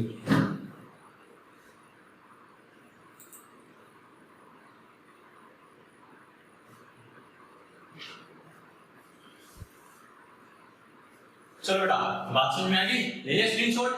चलो बेटा कैसे करना है, क्या करना है, ये तो अपने बात करी जो क्लाइंट कॉन्सेप्ट के बेटा क्या होता है, कैसे करना, एक एक कॉन्सेप्ट मैंने बताया कैसे करना है, क्या करना, ओके। जो मैंने क्वेश्चन बैंक सेंड किया था बेटा, इस कॉन्सेप्ट पर जो जो क्वेश्चन हो सॉल्व कर लेना, ओके। यहाँ तो जो भी हो यहाँ तो सॉल्व कर लेना, एक एक कॉन्सेप्ट मैंने बताया है कैसे करना है, क्या करना है, क्लियर। चलो बेटा यहाँ पे बात समझ में आ गई। बच्चों देखो ये अपने बहुत ही दो इंपॉर्टेंट कॉन्सेप्ट डिस्कस किया अपने, क्या, मैक्सवेल थ्योरी और प्लैंक कॉन्सेप्ट, ओके। प्लैंक अवधारणा से देखो क्या होता है, कैसे करना है, क्या करना है, क्लियर। चलो बच्चों ये अपन आगे के जितने भी मॉडल्स पढ़ेंगे सभी में बार बार दोनों यूज होंगे, क्लियर। चलो अब बात करते हैं एटॉमिक मॉडल्स। एटॉमिक मॉडल्स यानी परमाणु मॉडल, ठीक है। क्योंकि अपने चैप्टर की थीम ही क्या थी बच्चों, एटॉमिक स्ट्रक्चर। एटॉमिक स्ट्रक्चर या एटम की स्ट्रक्चर को एक्सप्लेन करने के लिए कई सारे साइंटिस्ट ने अपने अलग अलग मॉडल्स दिए, ओके। तो कैसे करना है, क्या करना है बच्चों, देखो 1 by 1 स्टार्ट करते हैं। सबसे पहले बात करते हैं थॉमसन मॉडल, किसकी बात करते हैं, थॉमसन मॉडल। थॉमसन मॉडल की अगर अपन बात करें बच्चों, देखो इसमें कई सारे मॉडल्स अपन पढ़ेंगे, जैसे थॉमसन मॉडल आएगा, रदरफोर्ड मॉडल आएगा, बोर मॉडल आएगा, सोमरफेल्ड मॉडल आएगा, फिर क्वांटम मॉडल आएगा। क्वांटम मॉडल में क्या, तीन अलग अलग साइंटिस्ट के मॉडल आएंगे, क्या, डी ब्रोगली कॉन्सेप्ट आएगा, हाइजेनबर्ग कॉन्सेप्ट आएगा, श्रोडिंगर कॉन्सेप्ट आएगा, क्लियर। लेकिन इसमें क्या करना है, मैंने बात करूं तो जैसे मैंने 5 कॉन्सेप्ट बोले हैं, थॉमसन, फिर क्या, रदरफोर्ड, फिर बोर, सोमरफेल्ड और क्वांटम मॉडल, क्लियर। इन पांचों में एग्जाम के पॉइंट ऑफ व्यू से बेटा कौन सा, रदरफोर्ड वाला, इसकी बात करें कौन सा, बोर वाला और क्वांटम मॉडल जो अपने नंबर 5 थर्ड और 5 वाला मोस्ट इंपोर्टेंट है एग्जाम के पॉइंट ऑफ व्यू से, उनको अपन से को डिटेल से डिस्कस करना है। लेकिन बाकी जो 3 बच गए, थॉमसन, फिर कौन सा, रदरफोर्ड और एक नंबर 4 वाला कौन सा, सोमरफेल्ड वाला, वो एग्जाम के पॉइंट ऑफ व्यू से ज्यादा इंपॉर्टेंट नहीं है, अपने कोचिंग के टेस्ट पेपर या क्वेश्चन बैंक्स में मिल जाते हैं कॉन्सेप्ट। लेकिन जो एग्जाम के पॉइंट ऑफ व्यू से इंपॉर्टेंट नहीं है उसका भी थोड़ा बेसिकली हमें आइडिया होना चाहिए, वो क्या था, कैसे था। लेकिन जो एग्जाम के पॉइंट ऑफ व्यू से इंपॉर्टेंट है उसको अपन को डिटेल से डिस्कस करना है, क्लियर। चलो बेटा बात करते हैं थॉमसन मॉडल। एक्चुअल में क्या, इसके कई सारे निकनेम भी जो आपने कभी 10th तक की साइंस की बुक में पढ़े होंगे, क्या, वही बात है, resin pudding model, plum pudding model, क्या करना है, कैसे करना है, ठीक है, क्या था बच्चों, देखो थॉमसन मॉडल की बात करें तो 10th तक की साइंस की बुक में कई जगह देखा होगा, raisin pudding model, plum pudding model, ठीक है, अरे कानून मॉडल, किशमिश मॉडल, लड्डू मॉडल, बूंदी मॉडल, यानी कहने का मतलब क्या, ये मॉडल एकदम बकवास था, एकदम फाप थी बच्चों, ठीक है, जब लड्डू खा रहे थे तो लड्डू की तरह होना चाहिए बेटा, फिर क्या वही बात है, मतीरी खा रहे थे वही बात है, वाटरमेलन वगैरह, यानी वाटरमेलन मॉडल भी बोलते हैं, मतीरी खा रहे थे, मतीरी समझते हैं ना अंग्रेजों, वाटरमेलन यानी तरबूज, तरबूज खा रहे तो तरबूज की तरह होना चाहिए, जो खा रहे थे वही फार्म देते थे, एटम ऐसा होना चाहिए वैसा होना चाहिए, तो एकदम क्या थी, गप थी, फार्म थी, ओके।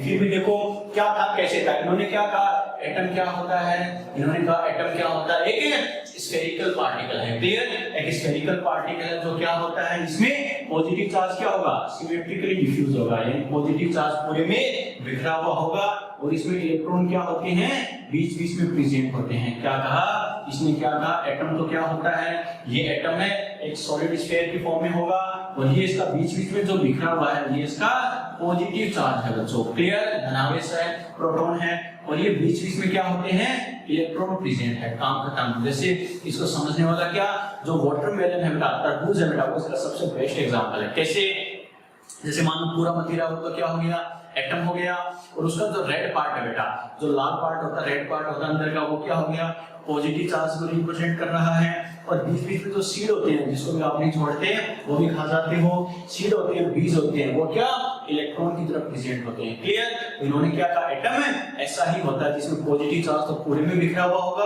और बीच बीच में इलेक्ट्रॉन प्रेजेंट होते हैं बेटा, क्लियर, ठीक है, बस एकदम बकवास था, बाकी इसमें कुछ खास बातें नहीं थी। और इसके ड्रॉबैक की बात करें तो इसने ये तो बता दिया लड्डू की तरह होता है, तरबूज की तरह होता है, किशमिश की तरह होता है, ये होता है वो होता है, लेकिन एटम एक्चुअली स्टेबल कैसे होगा, इलेक्ट्रॉन यहाँ होगा, प्रोटॉन यहाँ होगा, ये तो आपने बता दिया, लेकिन एटम की स्टेबिलिटी कैसी होगी इस बात के बारे में ये कोई भी आइडिया नहीं दे पाए थे, क्लियर। तो इससे ज्यादा इस मॉडल की कोई जरूरत नहीं है बच्चों, समझ में आ गया, क्लियर। चलो बेटा, तो फर्स्ट मॉडल की बात करें तो यहाँ तक इसका सफर काफी है।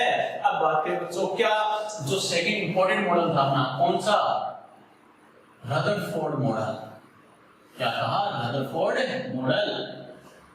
रदरफोर्ड मॉडल की अगर मैं बात करूं बच्चों ध्यान रखना, एटम के स्ट्रक्चर के बारे में बात करें तो ये क्या सबसे ज्यादा माइंडेड वर्क किसी ने किया था तो वो रदरफोर्ड ही था। मैंने क्या कहा, एटम के बारे में, एटम को एक्सप्लेन करने के लिए सबसे ज्यादा जो माइंडेड वर्क था वो किसका था, रदरफोर्ड का ही था। लेकिन बच्चा कहेगा सर इतना ज्यादा माइंडेड था, इतना ज्यादा जबरदस्त काम किया था, तो आगे के मॉडल की जरूरत क्यों पड़ी।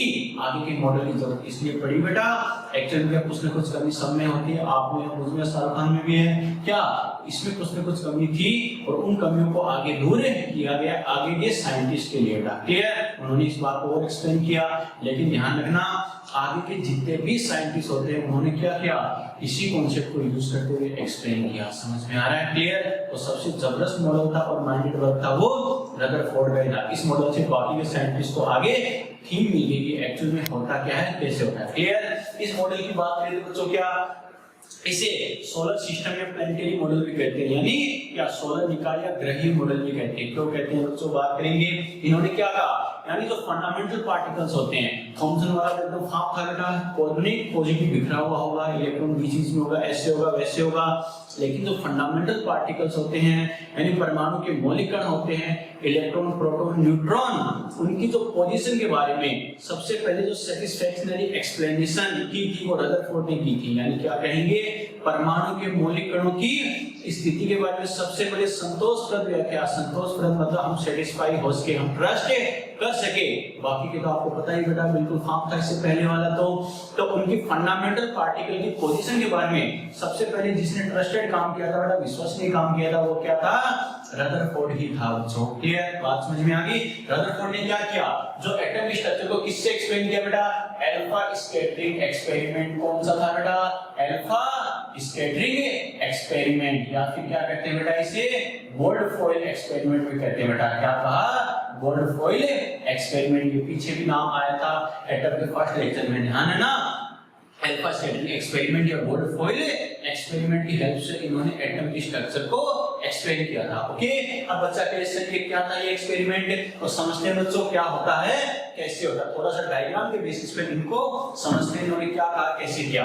तो इन्होंने क्या किया, एक मान लो गोल्ड फॉइल ली बेटा, एक गोल्ड फॉइल यानी पतली स्वर्ण बनी ली, ये मान लो गोल्ड फॉइल है, ठीक है। इसमें क्या किया, अल्फा पार्टिकल की बीम पास की बेटा इन्होंने। ये मान लो अल्फा पार्टिकल है, ये मान लो यहाँ पर कोई सोर्स है जो क्या कर रहा है, अल्फा पार्टिकल प्रोड्यूस कर रहा है। क्लियर, ठीक है बेटा। अब इन्होंने क्या किया, ये अल्फा पार्टिकल की बीम आ रही है और ये जो गोल्ड फॉइल है इसके चारों तरफ इन्होंने क्या किया, एक लेयर लगा दी बच्चों। क्या, एक बाउंड्री लगा दी, ZNS की लेयर लगा दी।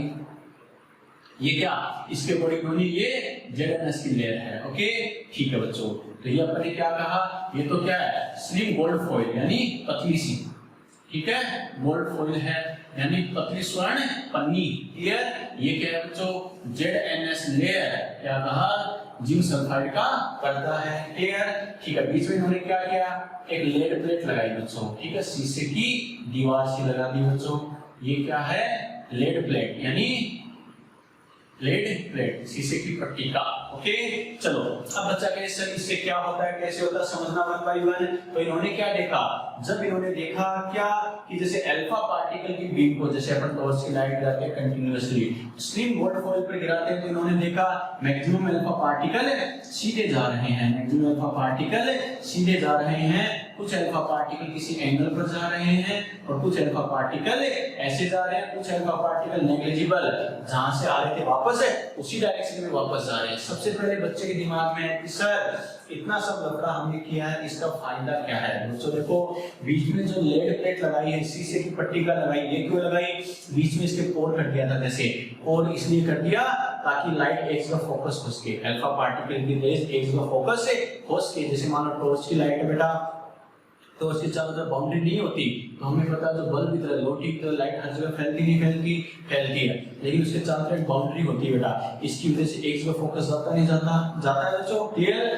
तो बीच में क्या किया, लेड प्लेट तो क्यों लगाई, ताकि अल्फा पार्टिकल की रेंज इधर उधर ना फैले, एक जगह फोकस करे। क्लियर, ठीक है बेटा। फिर उन्होंने क्या कहा, फिर बच्चा कहेगा सर ZNS लेयर, ये बाउंड्री ये क्यों लगाई, ये इसलिए लगाई बच्चों ताकि एक्चुअल में क्या होता है, अरे अल्फा पार्टिकल किधर जा रहा है डायरेक्टली आप देख सकते हो क्या, नहीं, तो क्या करेंगे, ZNS की बाउंड्री जो लेयर होती है बेटा, उसका क्या फायदा है, उससे ये फायदा है कि ZNS लेयर पर जहां भी अल्फा पार्टिकल की रेज है, अल्फा किरण टकराती है, वहां पर क्या लाइटिंग होती है, चमक उत्पन्न होती है। जैसे वेल्डिंग करते हैं बेटा, लोहे की वेल्डिंग करते हैं, ध्यान है ना, कैसे लाइटिंग होती है, जैसे वो स्टिक लगाते हैं, अरे होता है ना, वैसे ही जैसे ही अल्फा पार्टिकल की रेज इस पर कहीं पर टकराएगी, वहां पर क्या होगी, लाइटिंग होगी बेटा। क्लियर, तो क्या आपका पता चल जाता है कि अल्फा रेज किधर जा रही है। क्लियर, ठीक है। तो देखो बेटा, अब इन्होंने क्या कहा, सबसे ज्यादा लाइटिंग क्या होती है, यानी सामने होती है। क्या कहा, सबसे ज्यादा लाइटिंग क्या होती है, सामने होती है। इसका मतलब इन्होंने क्या कहा कि मैक्सिमम अल्फा पार्टिकल, सबसे ज्यादा लाइटिंग सामने हो रही है, इसका मतलब मैक्सिमम अल्फा पार्टिकल की डायरेक्शन चेंज नहीं होती, दिशा परिवर्तित नहीं होती, और वो गोल्ड प्लेट से यानी स्वर्ण पन्नी से सीधे निकल जाएंगे। बात समझ में आ रही है। क्लियर, ठीक है। इन्होंने क्या कहा, कुछ लाइटिंग यहाँ होती है, यानी इन्होंने कहा कुछ अल्फा पार्टिकल किसी एंगल से डायरेक्शन चेंज कर लेते हैं, अपनी दिशा परिवर्तित कर लेते हैं, इधर चले जाते हैं। क्लियर, ठीक है। और कुछ अल्फा पार्टिकल क्या इस एंगल पर जाते हैं, इस कोण पर जाते हैं। क्लियर, ठीक है। और इन्होंने क्या देखा, नेग्लिजिबल अल्फा पार्टिकल बहुत कम, नेग्लिजिबल अल्फा पार्टिकल डाटा दिया जाता है कि लगभग 20,000 में से कोई भी वन। ओके, बहुत कम अल्फा पार्टिकल जिधर से आ रहे थे उधर ही वापस से लौट जाते हैं। बच्चा कहेगा सर ये कैसे पता चलेगा, जब हमने कहा डायरेक्टली देख ही नहीं सकते, तो ये कैसे पता चलेगा कुछ अल्फा पार्टिकल्स वापस आ रहे हैं। तो बच्चों एक्चुअल में क्या, सपोज लो ये एक आइडिया था बच्चों, कैसे कि जैसे सपोज करो मान लो पर सेकंड यहाँ से 100 अल्फा पार्टिकल आ रहे हैं। मैंने क्या कहा, पर सेकंड मान लो 100 अल्फा पार्टिकल आ रहे हैं। अगर यहाँ से लेकर यहाँ तक देखो, ये एरिया देखो बेटा, यहाँ से लेकर यहाँ तक अल्फा पार्टिकल अगर कोलिजन करेगा, टक्कर करेगा, तो हमें पता लाइटिंग होगी। तो मान लो 100 अल्फा पार्टिकल पर सेकंड आ रहे हैं, तो क्या होगा, सपोज करो यहाँ 99 लाइटिंग हो रही है, 99 चमक उत्पन्न हो रही है। इसका मतलब है 99 टाइम अगर लाइटिंग हुई है, इसका मतलब 99 अल्फा पार्टिकल टकराए हैं। क्लियर, इसका मतलब आए तो 100 थे, लेकिन लाइटिंग कितनी 99 हुई, तो मतलब बाकी एक कहाँ चला गया, बाकी एक क्या बीच का जो फ्री स्पेस था उससे वापस चला गया। और हमें पता है बीच का फ्री स्पेस है, यहाँ पर कोई ZNS की लेयर थी क्या, नहीं, तो यहाँ पर कोई लाइटिंग होगी क्या, नहीं। तो इन्होंने आइडिया लगाया, इसका मतलब बहुत कम अल्फा पार्टिकल जिधर से आते हैं उस डायरेक्शन में वापस से चले जाते हैं। समझ में आ गया। क्लियर, ठीक है बेटा। अब साइंटिस्ट ने क्या वही बात माथा पकड़ लिया कि हो क्या रहा है, हो क्या रहा है। आपने कहा था मतलब स्ट्रक्चर की जो एटम है उसकी स्ट्रक्चर को एक्सप्लेन करूंगा, परमाणु की संरचना को एक्सप्लेन करूंगा, समझाऊंगा, लेकिन हो क्या रहा है। आप तो लाइटिंग कर रहे हो यहाँ पर क्या कि मैक्सिमम अल्फा पार्टिकल सीधे जा रहे हैं, कुछ अल्फा पार्टिकल किसी एंगल पर जा रहे हैं, कोण पर जा रहे हैं, और बहुत कम अल्फा पार्टिकल जिधर से आते वापस से उसी डायरेक्शन में चले जाएंगे। हमें इससे क्या मतलब है, इधर भी जाए, हमें तो मतलब है कि इससे हमें मतलब किससे है, एटम की स्ट्रक्चर के बारे में वो बताओ, एटम कैसा होता है, क्या होता है, एटम के बारे में बताओ। उन्होंने कहा थामस रुको, अब समझो इस बात को। तो देखो ये कहा ये तो आप जैसे वही बात है, यानी आप जैसे लोगों के लिए ये लॉलीपॉप एग्जांपल था कि कैसे होगा क्या होगा। अब समझो दिमाग वाला काम। इन्होंने क्या कहा एक्चुअल में क्या, अब समझते बेटा इन्होंने क्या कहा, दोबारा देखो रे बोलो कि ऐसे था, इन्होंने साइंटिस्ट को यही कहा। अब अच्छे समझो बेटा कैसे करना क्या करना। इन्होंने कहा ऐसा कोई एटम है, ये क्या ZnS की लेयर है, ओके ये ZnS की लेयर है। इन्होंने क्या कहा कई सारी अल्फा पार्टिकल की बीम आ रही है, क्योंकि हमें पता है टॉर्च की लाइट से जैसे मान लो एक ही रेस पास होगी क्या, कई सारी लाइट होती है बेटा। तो इन्होंने क्या कहा कि कई सारे अल्फा पार्टिकल की क्या होगी जैसे रेज आ रही है, तो एक्चुअली में क्या इस टाइप की स्ट्रक्चर बनेगी। कैसे, ये तो जिधर से आ रहा है वापस उधर ही जा रहा है, क्लियर। और यहाँ पर क्या होगा, ये मान लो डायरेक्शन चेंज कर रहे हैं, क्लियर। और ये पार्टिकल सीधा निकल गया, ये पार्टिकल यहाँ से सीधा निकल गया, और सेम कंडीशन यहाँ है, ये डायरेक्शन चेंज कर रहा है, ये सीधा निकल गया, ये सीधा निकल गया, क्लियर। अब साइंटिस्ट ने फिर वही बात कर रहे हो, सीधा निकल गया, टेढ़ा निकल गया, जिधर से उधर चला गया। बात क्या है, रियल बात वो बताओ। इन्होंने कहा हवस, अब समझो इस बात को। इन्होंने क्या कहा मैक्सिमम अल्फा पार्टिकल सीधे जा रहे हैं, इसका मतलब क्या कहा, मैक्सिमम अल्फा पार्टिकल सीधे जा रहे हैं, इसका मतलब क्या होगा, एटम का जो मैक्सिमम पार्ट है, अधिकांश भाग होता है वो वैकेंट होता है, खाली होता है, रिक्त होता है। क्या कहा समझ में आया। एक सिंपल सी बात है बेटा, कैसे मान लो ये मार्कर है, इस मार्कर को मैं फेंक रहा हूं, ठीक है। अब क्या होगा, अगर मान लो जैसे गेट ओपन है, गेट ओपन है तो ये मार्कर सीधा बाहर पास होगा नहीं होगा, होगा। क्यों, इसका मतलब इसके रास्ते में कोई भी बैरियर नहीं था, कोई भी अवरोध नहीं था।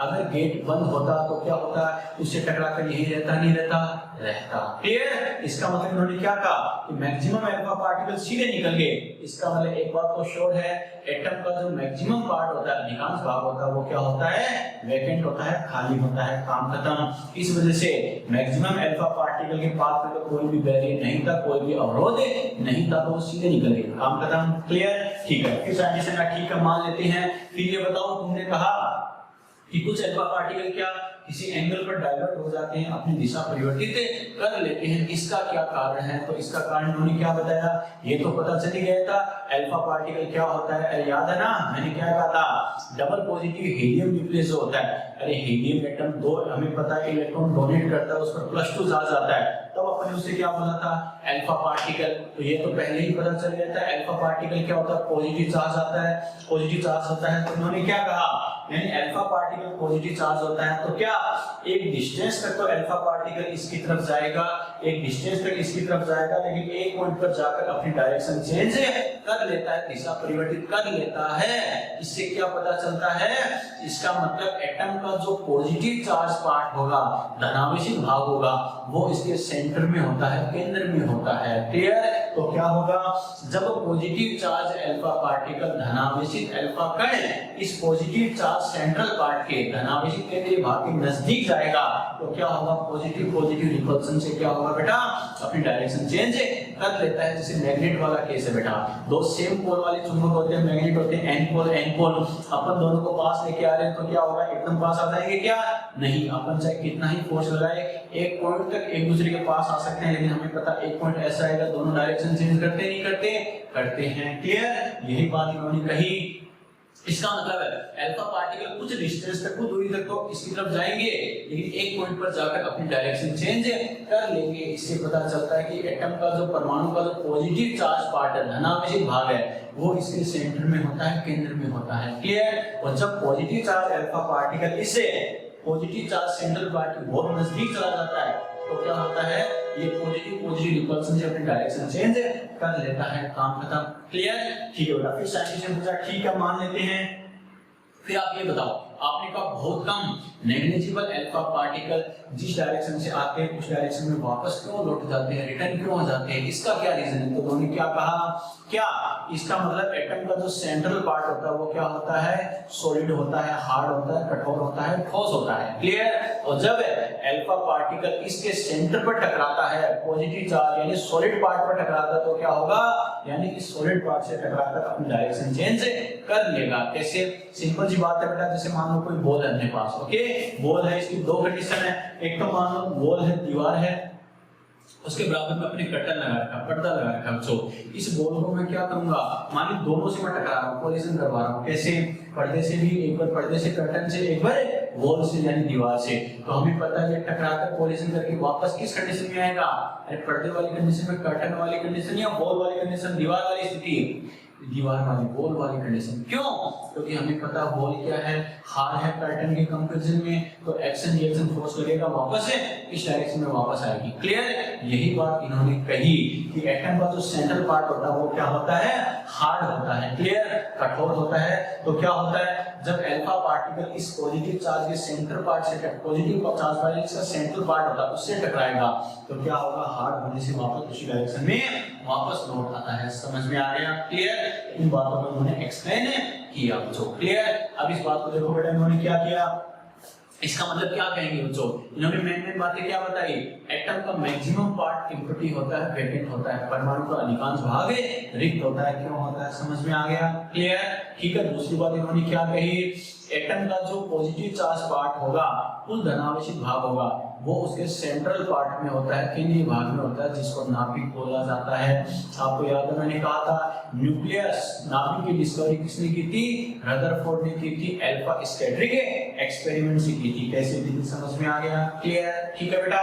चलो दूसरी बात क्या पता चली, एटम का जो टोटल पॉजिटिव चार्ज पार्ट होगा, कुल धनावेशित भाग होगा, वो उसके सेंटर में होता है, केंद्र में होता है, जिसे न्यूक्लियस कहते हैं, नाभिक कहते हैं। क्लियर? ठीक है। और इन्होंने क्या कहा, ये जो न्यूक्लियस होता है वो क्या होता है, हार्ड होता है, और इसका जो टोटल वॉल्यूम होता है न्यूक्लियस का, वो क्या होता है, एटम के टोटल वॉल्यूम के कंपैरिजन में नेग्लिजिबल होता है, बहुत कम होता है। आया समझ में? क्लियर? ठीक है बच्चों। एक इन्होंने क्या कहा, यानी प्रोटॉन और न्यूट्रॉन के बारे में कंफर्म तो नहीं बोला था, लेकिन आइडिया दे दिया था क्या, कि प्रोटॉन न्यूट्रॉन तो क्या होंगे, न्यूक्लियस के अंदर होते हैं, और इलेक्ट्रॉन पार्टिकल होते हैं नेगेटिव चार्ज, वो क्या करते हैं, न्यूक्लियस के चारों तरफ रिवॉल्विंग करते हैं, चक्कर लगाते हैं, और यही इससे गलती हो गई। मैंने क्या कहा, रदरफोर्ड ने क्या बोल दिया कि प्रोटॉन न्यूट्रॉन तो न्यूक्लियस के अंदर होंगे, नाभिक के अंदर होते हैं, और इलेक्ट्रॉन जो होता है वो क्या करते हैं, इलेक्ट्रॉन के यानी न्यूक्लियस के चारों तरफ चक्कर लगाते हैं। क्लियर? ये बात सबसे पहले इन्होंने ही बोली थी बच्चों। आपको याद है मैंने एक स्टेटमेंट बोला है क्या, कि एटम के फंडामेंटल पार्टिकल की पोजीशन के बारे में सबसे पहले सैटिस्फैक्टरी एक्सप्लेनेशन रदरफोर्ड ने ही दी थी। परमाणु के मौलिक कणों की स्थिति के बारे में सबसे पहले संतोषप्रद व्याख्या रदरफोर्ड ने ही दी थी। क्या, कि प्रोटॉन न्यूट्रॉन तो न्यूक्लियस के अंदर होगा, बात ठीक है, इलेक्ट्रॉन चारों तरफ चक्कर लगाते हैं। आगे जाके पता चला ये बात सही थी या नहीं थी बेटा। देखो बात सही होकर भी ये यहाँ पर फेल हो गई। कैसे हो गई? तो इसका ड्रॉबैक क्या है बच्चों, अब इस बात को समझना कैसे, इसका ड्रॉबैक भी देखेंगे। इसके बारे में एक पॉइंट और ध्यान रखना, क्या मैंने एक स्टेटमेंट और बोला था कि जैसे इसको सोलर सिस्टम या प्लैनेटरी मॉडल कहते हैं, यानी सोलर निकाय या ग्रहीय मॉडल क्यों कहते हैं इसे, एक्चुअल में क्या इन्होंने कहा, जो न्यूक्लियस होता है, नाभिक होता है, वो सेंटर में जैसे सन होता है, सूर्य होता है बेटा, उसकी तरह सेंटर में होता है, और सारे प्लैनेट जो होते हैं, ग्रह होते हैं, अर्थ जैसे सारे, हमें पता है सन के सूर्य की चारों तरफ चक्कर लगाते हैं। इस तरह इलेक्ट्रॉन को क्या करता है, सारे प्लैनेट के अकॉर्डिंग, ग्रहों के अकॉर्डिंग इसके चारों तरफ चक्कर लगाता है, और ये जो न्यूक्लियस होता है वो सन या सूर्य की तरह इसके सेंटर में प्रेजेंट होता है। आगे समझ में? इस वजह से सोलर सिस्टम में प्लैनेटरी मॉडल भी इसे बोलते हैं। क्लियर? चलो बेटा, अब इसका ड्रॉबैक क्या होता है बच्चों, देखो समझना। एक ड्रॉबैक तो क्या, जब साइंटिस्ट ने पूछा कि ठीक है आपने कहा ऐसे होता है वैसे होता है, मान लेते हैं, लेकिन ये स्टेबल कैसे होगा, अरे एटम स्टेबल कैसे होगा, कोई रीजन तो होना चाहिए ना, इस बात को भी नहीं बता पाए। लेकिन सबसे बड़ा ड्रॉबैक क्या था, मैक्सवेल साइंटिस्ट का था बेटा। क्या कहा, मैक्सवेल साइंटिस्ट का, ये मैक्सवेल थ्योरी को एक्सप्लेन नहीं कर पाए। क्लियर? मैक्सवेल ने क्या कहा, जैसे ही मैक्सवेल ने सुना क्या, किसी साइंटिस्ट ने बोला है क्या कि इलेक्ट्रॉन न्यूक्लियस के चारों तरफ चक्कर लगाता है लगातार। तो भाग के आए मैक्सवेल रूल उठा के, भाग के क्या कि ठीक है रदरफोर्ड आपने कहा कि इलेक्ट्रॉन न्यूक्लियस चारों तरफ क्या करता है, चक्कर लगाता है। तो मुझे एक बात बताइए, ये आपका न्यूक्लियस हो गया और क्या ये इलेक्ट्रॉन हो गया, कोई दिक्कत नहीं है। लेकिन मेरा एक्सपेरिमेंट क्या कहता है, अरे मैक्सवेल ने क्या कहा था कि कोई चार्ज पार्टिकल एक्सेलरेट होगा, त्वरित होगा, आवेशित कण। त्वरित होने का मतलब क्या है, अरे सीधी सी बात है, उसमें कुछ ना कुछ स्पीड है या नहीं है। इसका मतलब ये मूवेबल फॉर्म में है। तो इन्होंने क्या कहा, मेरा कॉन्सेप्ट क्या कहता है कि कोई भी चार्ज पार्टिकल एक्सेलरेट होता है, कोई भी आवेशित कण त्वरित होता है, तो क्या करता है, इलेक्ट्रिक एंड मैग्नेटिक फील्ड यानी इलेक्ट्रोमैग्नेटिक वेव की फॉर्म में एनर्जी लॉस करता है, विद्युत चुंबकीय तरंगों के रूप में ऊर्जा हानि करता है। यस और नो। इन्होंने कहा इसका मतलब आपने कहा इलेक्ट्रॉन इसके चारों तरफ चक्कर लगाएगा तो कोई दिक्कत नहीं है, इलेक्ट्रॉन चारों तरफ चक्कर लगाते हुए टाइम के साथ साथ एनर्जी लॉस करेगा नहीं करेगा, एनर्जी लॉस करेगा। और जैसे जैसे ये एनर्जी लॉस करेगा तो ये न्यूक्लियस की तरफ अट्रैक्ट होगा नहीं होगा, अरे होगा। हमें पता है इलेक्ट्रॉन की खुद की एनर्जी कम होती जाएगी, तो न्यूक्लियस पॉजिटिव चार्ज है, ये नेगेटिव चार्ज है, ये इसे अपनी तरफ अट्रैक्ट करेगा या नहीं करेगा, करेगा। और हमें पता है एक पॉइंट पर इलेक्ट्रॉन न्यूक्लियस के इतना ज्यादा पास आ जाएगा इस अट्रैक्शन से, तो खुद की एनर्जी तो कम होती जा रही है बच्चों, क्लियर। एक पॉइंट पर इतना ज्यादा पास आ जाएगा कि फाइनली इलेक्ट्रॉन क्या हो जाएगा, न्यूक्लियस के अंदर चला जाएगा। इसका मतलब क्या कि जैसे प्रोटॉन न्यूट्रॉन न्यूक्लियस के अंदर प्रेजेंट होते हैं, वैसे इलेक्ट्रॉन भी न्यूक्लियस के अंदर होना चाहिए। तो ये पॉजिटिव चार्ज कैसे हुआ फिर, ठीक है। जबकि आपने क्या कहा, आपने सिर्फ ये कहा है कि प्रोटॉन न्यूट्रॉन न्यूक्लियस के अंदर होते हैं, इलेक्ट्रॉन चारों तरफ चक्कर लगाते हैं। लेकिन मेरे कॉन्सेप्ट के अकॉर्डिंग इलेक्ट्रॉन अगर कंटिन्यूअसली इसकी चारों तरफ रिवॉल्विंग करेगा, चक्कर लगाएगा, तो धीरे धीरे अपनी एनर्जी लॉस करेगा, एनर्जी लॉस करेगा, खुद की एनर्जी कम होती जाएगी। जैसे ग्रेविटी वाली बात है बेटा, क्या हमने इस मार्कर को एनर्जी दी, तो जब तक इसमें एनर्जी है ये ऊपर की डायरेक्शन में जाएगा नहीं जाएगा, जाएगा। और जो ग्रेविटी फोर्स है, गुरुत्वाकर्षण बल, वो क्या करेगा, इसे अपनी तरफ खींचता नहीं खींचता, इसकी एनर्जी को धीरे धीरे कम करता जाता है, क्लियर। और एक पॉइंट पर हमें पता है उसकी एनर्जी ऊपर की तरफ कब तक जाएगा, जब तक हमारे थ्रू दी गई एनर्जी ग्रेविटी फोर्स से लगने, ग्रेविटी के थ्रू लगने वाले फोर्स से ज्यादा होगी, गुरुत्वाकर्षण बल से ज्यादा होगी, क्लियर, ठीक है। और हमें पता है धीरे धीरे इसकी स्पीड भी कम होगी। एक पॉइंट ऐसा आएगा जिस पर हमारे थ्रू दी गई एनर्जी, इसकी जो एनर्जी है वो ग्रेविटी फोर्स के बराबर हो जाएगी, वहां पर रुक जाएगा। यही तो इसका अधिकतम ऊंचाई वाला बिंदु होता है, मैक्सिमम हाइट वाला पॉइंट होता है, क्लियर। और नेक्स्ट पॉइंट पर क्या, इसकी एनर्जी और कम होते ही ग्रेविटी के थ्रू लगने वाली एनर्जी ज्यादा हो जाएगी, तो इसे अपनी ओर खींचना स्टार्ट कर देगी, क्लियर। वही बात यहाँ पर क्या, अगर इलेक्ट्रॉन की एनर्जी कम होती जाएगी, चक्कर लगाएगा तो धीरे धीरे एनर्जी लॉस करेगा, श्योर है एनर्जी लॉस करेगा, तो न्यूक्लियस के पास आता जाएगा, पास आता जाएगा, तो एक टाइम पर इतना पास आ जाएगा न्यूक्लियस इसे अपनी तरफ अट्रैक्ट कर लेगा और ये न्यूक्लियस के अंदर चला जाएगा। जबकि आपने कहा ओनली प्रोटॉन न्यूट्रॉन ही न्यूक्लियस के अंदर होते हैं, इलेक्ट्रॉन न्यूक्लियस के बाहर तरफ चक्कर लगाता है। मेरे अकॉर्डिंग तो इलेक्ट्रॉन भी न्यूक्लियस में जा सकता है, लेकिन कैसे जाएगा, ये सब इसका कोई जवाब भी रदरफोर्ड नहीं दे पाए। आगे समझ में, तो मैक्सवेल ने प्रॉब्लम क्रिएट कर दी, जो रदरफोर्ड कॉन्सेप्ट था वो यहाँ आके फेल हो जाता है। बच्चों समझ में आ गया, क्लियर। तो पहली बात तो रदरफोर्ड मॉडल था क्या, कैसे था, यहाँ पे बात समझ में आ गई, क्लियर। अरे यहाँ तक कोई डाउट, यस और नो, यहाँ तक बात ठीक है बेटा, यहाँ तक कोई डाउट है क्या। चलो बेटा, ये अपने बात की कैसे होता है, क्या होता है, क्या काम तो बच्चों मैसेज है किसी के, ठीक है बेटा। चलो तीन थे सर, क्या तीन थे, क्या तीन थे बेटा, तीन थे मॉडल, तीन थे सर मॉडल, किसने कह दिया बच्चों। एक्चुअल में मॉडल क्या, तीन जो थे वो एक्चुअल में क्या था, क्वांटम मॉडल में थे बेटा। कौन से, डी ब्रोगली कॉन्सेप्ट, फिर क्या हाइजेनबर्ग कॉन्सेप्ट और श्रोडिंगर कॉन्सेप्ट। बात समझ में आई क्या। एक्चुअल में टोटल मॉडल तो क्या, वैसे तो 5 थे, और जो 5 नंबर वाला है वो क्या 3 को इंक्लूड करता है। आया समझ में, क्लियर। तो ये ध्यान रखना बच्चों, क्लियर। चलो बच्चों, कैसे करना है, क्या करना है, यहाँ से स्क्रीन छोड़ लो और फटाफट आगे बढ़ते हैं।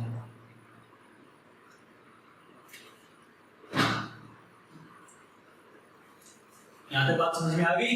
चलो बेटा, तो ये अपने बात की रदरफोर्ड मॉडल क्या होता है, कैसे होता है, सेकंड मॉडल अपने डिस्कस किया है, कैसे करना है, क्या करना है। एक एक कॉन्सेप्ट बेटा क्लास में अच्छे से समझते जाना, यही दिमाग में सेट हो जाएगा। बस घर जाके थोड़ा सा इसको कॉपी से रिवाइज करके क्वेश्चन में सोल्व करोगे, हाथों हाथ काम हो जाएगा। ओके, चलो थर्ड जो मॉडल है एग्जाम के पॉइंट ऑफ व्यू से सबसे ज्यादा इंपॉर्टेंट, इसमें बात करते हैं बेटा बोर मॉडल, ठीक है। बोर मॉडल बोर मॉडल, तो बोर सिद्धांत देखो बेटा क्या था। एक तो बच्चों क्या कहेंगे, एक्चुअली बोर मॉडल, बोर ने क्या किया था, रदरफोर्ड ने जो बताया था, रदरफोर्ड ने जो बताया था बेटा वो 99.99% सही था। वैसे तो अपने 100% मान सकते हैं, क्या इन्होंने जो बताया था रदरफोर्ड ने, उनकी कोई भी बात गलत नहीं थी। बस ये तो क्या मैक्सवेल ने जो क्वेश्चंस पूछे थे उस बात को वो एक्सप्लेन नहीं कर पाए थे कि ऐसा क्यों होगा, इस वजह से वो थोड़ा सा फेल हो गया। क्लियर, बाकी जो बातें बताई थी वो सारी करेक्ट। अब बात करते हैं बोर मॉडल की। बोर ने क्या किया, रदरफोर्ड ने जो कॉन्सेप्ट बताया था, रदरफोर्ड का न्यूक्लियर कॉन्सेप्ट और जो प्लैंक कॉन्सेप्ट हमने पढ़ा बेटा, प्लैंक थ्योरी, उन दोनों को मिलाकर अपना मॉडल दिया। बात समझ में आई? यानी क्या, रदरफोर्ड की नाभिकीय अवधारणा, रदरफोर्ड वाला सिद्धांत और जो प्लैंक का सिद्धांत हमने पढ़ा, दोनों को मिलाकर इन्होंने क्या किया, अपना कॉन्सेप्ट दिया, अपना मॉडल दिया। बात समझ में आ गई? क्लियर, कैसे दिया, क्या किया बेटा समझना। तो सबसे पहले इन्होंने क्या कहा, इन्होंने कहा इलेक्ट्रॉन न्यूक्लियस के चारों तरफ क्या करता है, सर्कुलर पाथ में रिवॉल्विंग करता है। इलेक्ट्रॉन नाभिक के चारों तरफ वर्ताकार पथ में चक्कर लगाता है। मैंने क्या कहा, अच्छे से सुनना। रदरफोर्ड ने क्या बोला था, इलेक्ट्रॉन न्यूक्लियस के चारों तरफ चक्कर करता है, रिवॉल्विंग करता है, बस इतना बताया था। लेकिन बोर ने क्या कहा, इलेक्ट्रॉन न्यूक्लियस के चारों तरफ क्या करता है, सर्कुलर पाथ में रिवॉल्विंग करता है, वर्ताकार पथ में गति करता है। यस और नो, चक्कर लगाता है। क्लियर। और ये सुनते ही, जैसे ही बोला क्या कि फिर से किसी की दिक्कत हुई, जैसे ही मैक्सवेल ने सुना कि फिर से किसी की प्रॉब्लम क्रिएट हुई है, फिर से किसी ने बोला है कि इलेक्ट्रॉन न्यूक्लियस के चारों तरफ चक्कर लगाता है, वैसे ही रदरफोर्ड मैक्सवेल क्या आया, लूमी उठा के वापस आया कि बताओ तुमने बोला है क्या। बोर ने कहा, बोर से पूछा तुमने बोला है क्या कि इलेक्ट्रॉन न्यूक्लियस के चारों तरफ चक्कर लगाता है, तो बताओ। एक बात बता, मेरा वही कॉन्सेप्ट है कि ये न्यूक्लियस के चारों तरफ इलेक्ट्रॉन चक्कर लगाएगा, इलेक्ट्रॉन चक्कर लगाएगा तो इलेक्ट्रॉन क्या करेगा, अरे धीरे धीरे अपनी एनर्जी लॉस करेगा, नहीं करेगा, करेगा। और अगर ये एनर्जी लॉस करेगा तो हमें पता है धीरे धीरे न्यूक्लियस के पास आएगा, और न्यूक्लियस के पास आएगा तो क्या होगा, एक टाइम पर न्यूक्लियस के अंदर चला जाएगा। तो ये मतलब कैसे चला जाएगा, बोर ने कहा बकवास कर ली, अब चुपचाप बैठ, ठीक है, चाय पानी पी और आराम से बैठ, ठाव से सुन। मुझे पता था तेरे जैसा वायरस जरूर आएगा ये बोलते ही, तो मैंने पहले से एंटीवायरस तैयार कर रखा था, क्योंकि मैं रदरफोर्ड नहीं हूं, मैं बोर हूं।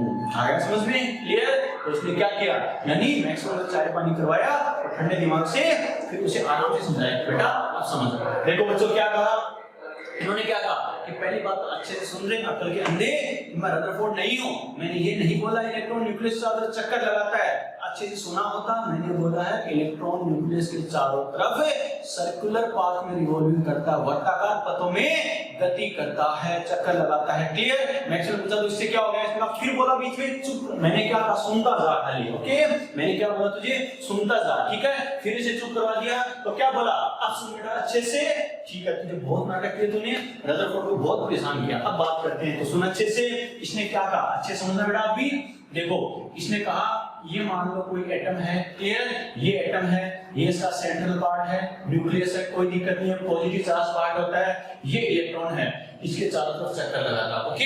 इसने क्या कहा कि मैंने बोला है इलेक्ट्रॉन न्यूक्लियस के चारों तरफ क्या करता है, सर्कुलर पाथ में रिवॉल्विंग करता है, वर्ताकार पथ में गति करता है। क्लियर। अब देखो बच्चों क्या होगा, कैसे होगा, ये पॉजिटिव है न्यूक्लियस, ये इलेक्ट्रॉन क्या नेगेटिव, और हमें पता है अरे पॉजिटिव नेगेटिव में एक अट्रैक्शन फोर्स वर्क करता है या नहीं करता, यस और नो।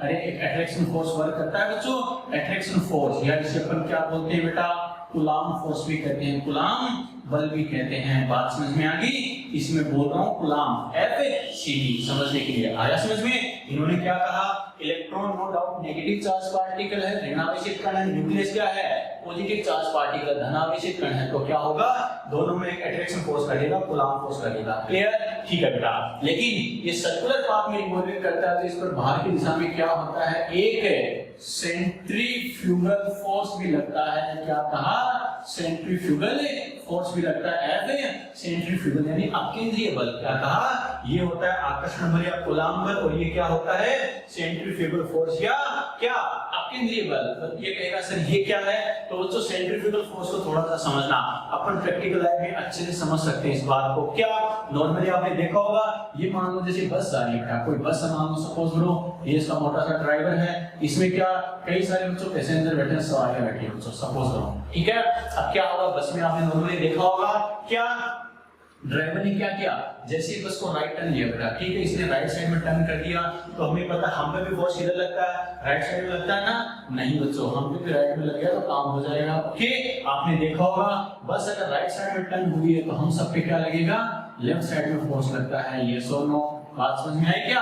ताकि इसने जो राइट साइड में फोर्स लगाया तो हम सब मिलकर लेफ्ट साइड में फोर्स लगाएंगे और इस टोटल फोर्स को बैलेंस कर देंगे तो बस इजीली क्या करेगी, यानी टर्न कर सकती है। क्लियर? कई बार देखा होगा ड्राइवर जोर जोर से 100 किलोमीटर जैसे होता है ना, जोर जोर में क्या होता है बेटा, एक साथ टर्न कर देता है, काम हो जाता नहीं हो जाता, हो जाता है। क्यों? इसका रीजन क्या है, इसने एक साथ जोर जोर में स्टीयरिंग घुमा दिया और हमको फोर्स को बैलेंस करने का टाइम ही नहीं दिया। हम मोबाइल में लग रहे थे या चिप्स खा रहे थे, जैसे ही पता चला कि कुछ हुआ है तब तो पता चला काम हो गया। कहने का मतलब क्या है, इसने फोर्स को बैलेंस करने का टाइम ही नहीं दिया मोटे ड्राइवर ने, उससे पहले बैलेंस कर दिया बस को।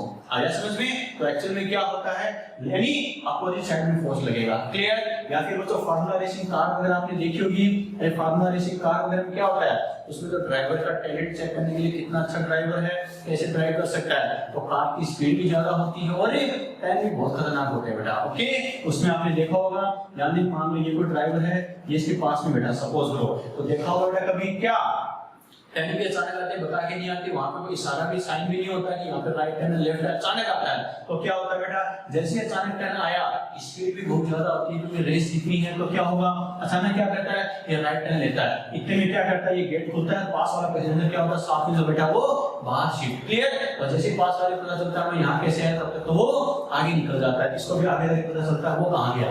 एक्चुअल में क्या होता है, यानी अचानक जब ये ड्राइवर टर्न लेता है तो साथ में जो बैठा है इस पर क्या होगा, इसके परपेंडिकुलर डायरेक्शन में अपोजिट साइड में फोर्स लगेगा और ये बाहर शिफ्ट हो जाता है बेटा। क्लियर? इसका सबसे बेस्ट एग्जांपल बेटा, जैसे आप मेले वेले में घूमते हो बेटा, तो इसमें क्या होता है, एक तो वर्टिकल वाला झूला, एक मैं हॉरिजॉन्टल वाले की बात कर रहा हूं बच्चों, ठीक है। इसमें देखा होगा हॉरिजॉन्टल वाले में क्या होगा, ये मान लो जैसे झूला स्टार्ट ही हुआ बच्चों, कोई दिक्कत नहीं है, ये सब आप लोग बैठे हो, कोई दिक्कत नहीं है बेटा। ओके, आप लोग बैठे हो तो क्या होगा, ये तो स्टार्टिंग की कंडीशन है, जैसे ही झूलना स्टार्ट हुआ, जैसे क्या होता है, राउंड करना स्टार्ट हो बेटा, क्या होता है, अरे देखा होगा एक्चुअल में क्या, कोई बच्चा मान लो ऐसे है, वो आधा बाहर लटक रहा है और उसके घर वालों ने उसके पैर पकड़ रखे हैं, यानी नीचे नहीं गिर जाए। इसका रीजन क्या होता है बच्चों, कि जैसे इसने रोटेट करना स्टार्ट किया है तो क्या होता है, आप पर एक सेंट्रीफ्यूगल फोर्स लगता है, आपके अंदर ये बल लगता है बाहर की दिशा में, तो जैसे आप टर्न करोगे क्या होगा, एक आउटसाइड में बाहर की दिशा में फोर्स लगेगा, जो क्या होता है सेंट्रीफ्यूगल फोर्स बोला जाता है, और वो जिस डायरेक्शन में मूव कर रहा है उसके परपेंडिकुलर लगता है, लंबवत दिशा में लगता है 90 डिग्री के एंगल पर। तो मैंने क्या कहा, यहाँ जो नाम आया है सेंट्रीफ्यूगल फोर्स, सेंट्रीफ्यूगल फोर्स बेटा, इसका मतलब क्या होता है, समझ में आ गया, यस और नो? यानी जिस डायरेक्शन में क्या हो रही है, मूवमेंट हो रही है, उसके परपेंडिकुलर लगता है, लंबवत दिशा में लगता है। मैंने क्या कहा, समझ में आ गया, यस और नो? क्लियर? चलो बेटा, ये थोड़ा सा मैंने जनरल लाइफ के एग्जांपल से बताया है। क्लियर? चलो बेटा आगे बात करते हैं बच्चों, क्या होता है, कैसे होता है। तो इन्होंने क्या कहा कि इलेक्ट्रॉन क्या करेगा, सर्कुलर पाथ में रिवॉल्विंग करेगा, वर्ताकार पथ में गति करेगा, तो क्या होगा, उस पर आउटर साइड में बाहर की दिशा में क्या होता है, एक सेंट्रीफ्यूगल फोर्स से वर्क करता है। आ गया समझ में? क्लियर? और बच्चों देखो दोनों फोर्स का फॉर्मूला क्या होता है, दोनों फोर्स के अगर मैं फॉर्मूले की बात करूं बच्चों तो क्या होगा, ये जो सेंट्रीफ्यूगल फोर्स होता है एफ सेंट्रीफ्यूगल बोल रहा हूं, इसका फॉर्मूला क्या होता है, mv² r होता है बेटा। क्या कहा, mv² r। बात समझ में आ गई? फिजिक्स के कॉन्सेप्ट के अकॉर्डिंग क्या होता है, पार्टिकल का मास किस स्पीड से मूव कर रहा है, वेलोसिटी का स्क्वायर अपॉन इस एक्सिस के रेस्पेक्ट में मूव कर रहा है उसकी रेडियस। आ गया समझ में? क्लियर? और दूसरा कौन सा, कूलॉम फोर्स, अट्रैक्शन फोर्स की बात है, एफसीबी। कूलॉम ने क्या कहा कि दो पार्टिकल के बीच में लगने वाला फोर्स क्या होता है, दोनों के चार्ज के डायरेक्टली प्रोपोर्शनल और बीच की जो डिस्टेंस होती है उसका inverse square, F k1 k2 k1 आगे क्या q1 q2 upon r²। Clear? ये यहां पर क्या है बेटा, कूलॉम कांस्टेंट बोला जाता है। क्लियर? ठीक है, ये प्रोपोर्शनल साइन को हटाकर कांस्टेंट यूज करते हैं। फिर क्या q1 क्या बच्चों, फर्स्ट पार्टिकल का चार्ज, q2 क्या है, सेकंड पार्टिकल का चार्ज, और r² क्या है, उनकी जो बीच की डिस्टेंस है उसका इनवर्स स्क्वायर। क्लियर? चलो बेटा देखो, अब q1 q2 की अगर मैं वैल्यू पुट करूं, ये तो फिजिक्स के अकॉर्डिंग है, अपन केमिस्ट्री के अकॉर्डिंग अगर इसे कन्वर्ट करें तो देखो कैसे करेंगे, q1 फर्स्ट पार्टिकल का चार्ज, q2 सेकंड पार्टिकल का चार्ज, पहले कण का आवेश और दूसरे कण का आवेश। चलिए फर्स्ट सेकंड यहां पर क्या है, तो सुनना इस बात को, फर्स्ट पार्टिकल कौन है, न्यूक्लियस, सेकंड पार्टिकल कौन है, इलेक्ट्रॉन। अरे न्यूक्लियस का चार्ज क्या होता है, Z मल्टीप्लाई बाई E। बच्चा कहेगा सर ये कैसे, E मतलब यहाँ पर प्रोटॉन का चार्ज है बेटा। अरे इलेक्ट्रॉन प्रोटॉन का चार्ज इक्वल होता नहीं होता, E मतलब एक प्रोटॉन का चार्ज और Z मतलब क्या, नंबर ऑफ प्रोटॉन। याद है ना, Z बराबर P, एक प्रोटॉन का charge E multiply by Z, जितने प्रोटॉन होंगे उनके नंबर से मल्टीप्लाई कर देंगे, ये आता है न्यूक्लियस का चार्ज। क्लियर, ठीक है बेटा। Q2 क्या, सेकंड पार्टिकल कौन है बेटा, E, यानी इसका चार्ज अपन क्या करेंगे r²। तो फाइनली अपन क्या कह सकते हैं कि Z E² अपॉन r²। समझ में आया बेटा, kz E² अपॉन r²। ये किसकी वैल्यू है बच्चों, कौन से फोर्स की वैल्यू है, ये अट्रैक्शन फोर्स या कूलम्ब फोर्स की वैल्यू है। बात समझ में आ गई, क्लियर। चलो इसके बाद बात करेंगे इन्होंने क्या कहा, इलेक्ट्रॉन इजीली रिवॉल्विंग कैसे करता है, कि दोनों फोर्स एक दूसरे को बैलेंस कर लेते हैं। कैसे, इस मार्कर की मैं बात करूं बेटा, सपोज करो इस मार्कर में क्या नीचे की डायरेक्शन में फोर्स लग रहा है, मैं अट्रैक्शन फोर्स बोल रहा हूं, और ऊपर की डायरेक्शन में फोर्स लग रहा है वो क्या है, सेंट्रीफ्यूगल फोर्स है, आपके केंद्रीय बल है। क्लियर, ठीक है। अब सपोज करो अगर ये अट्रैक्शन फोर्स नीचे की साइड वाला फोर्स अगर ज्यादा है तो मार्कर नीचे जाएगा नहीं जाएगा, जाएगा। या फिर ऊपर वाला फोर्स सेंट्रीफ्यूगल फोर्स ज्यादा है तो ऊपर जाएगा नहीं जाएगा।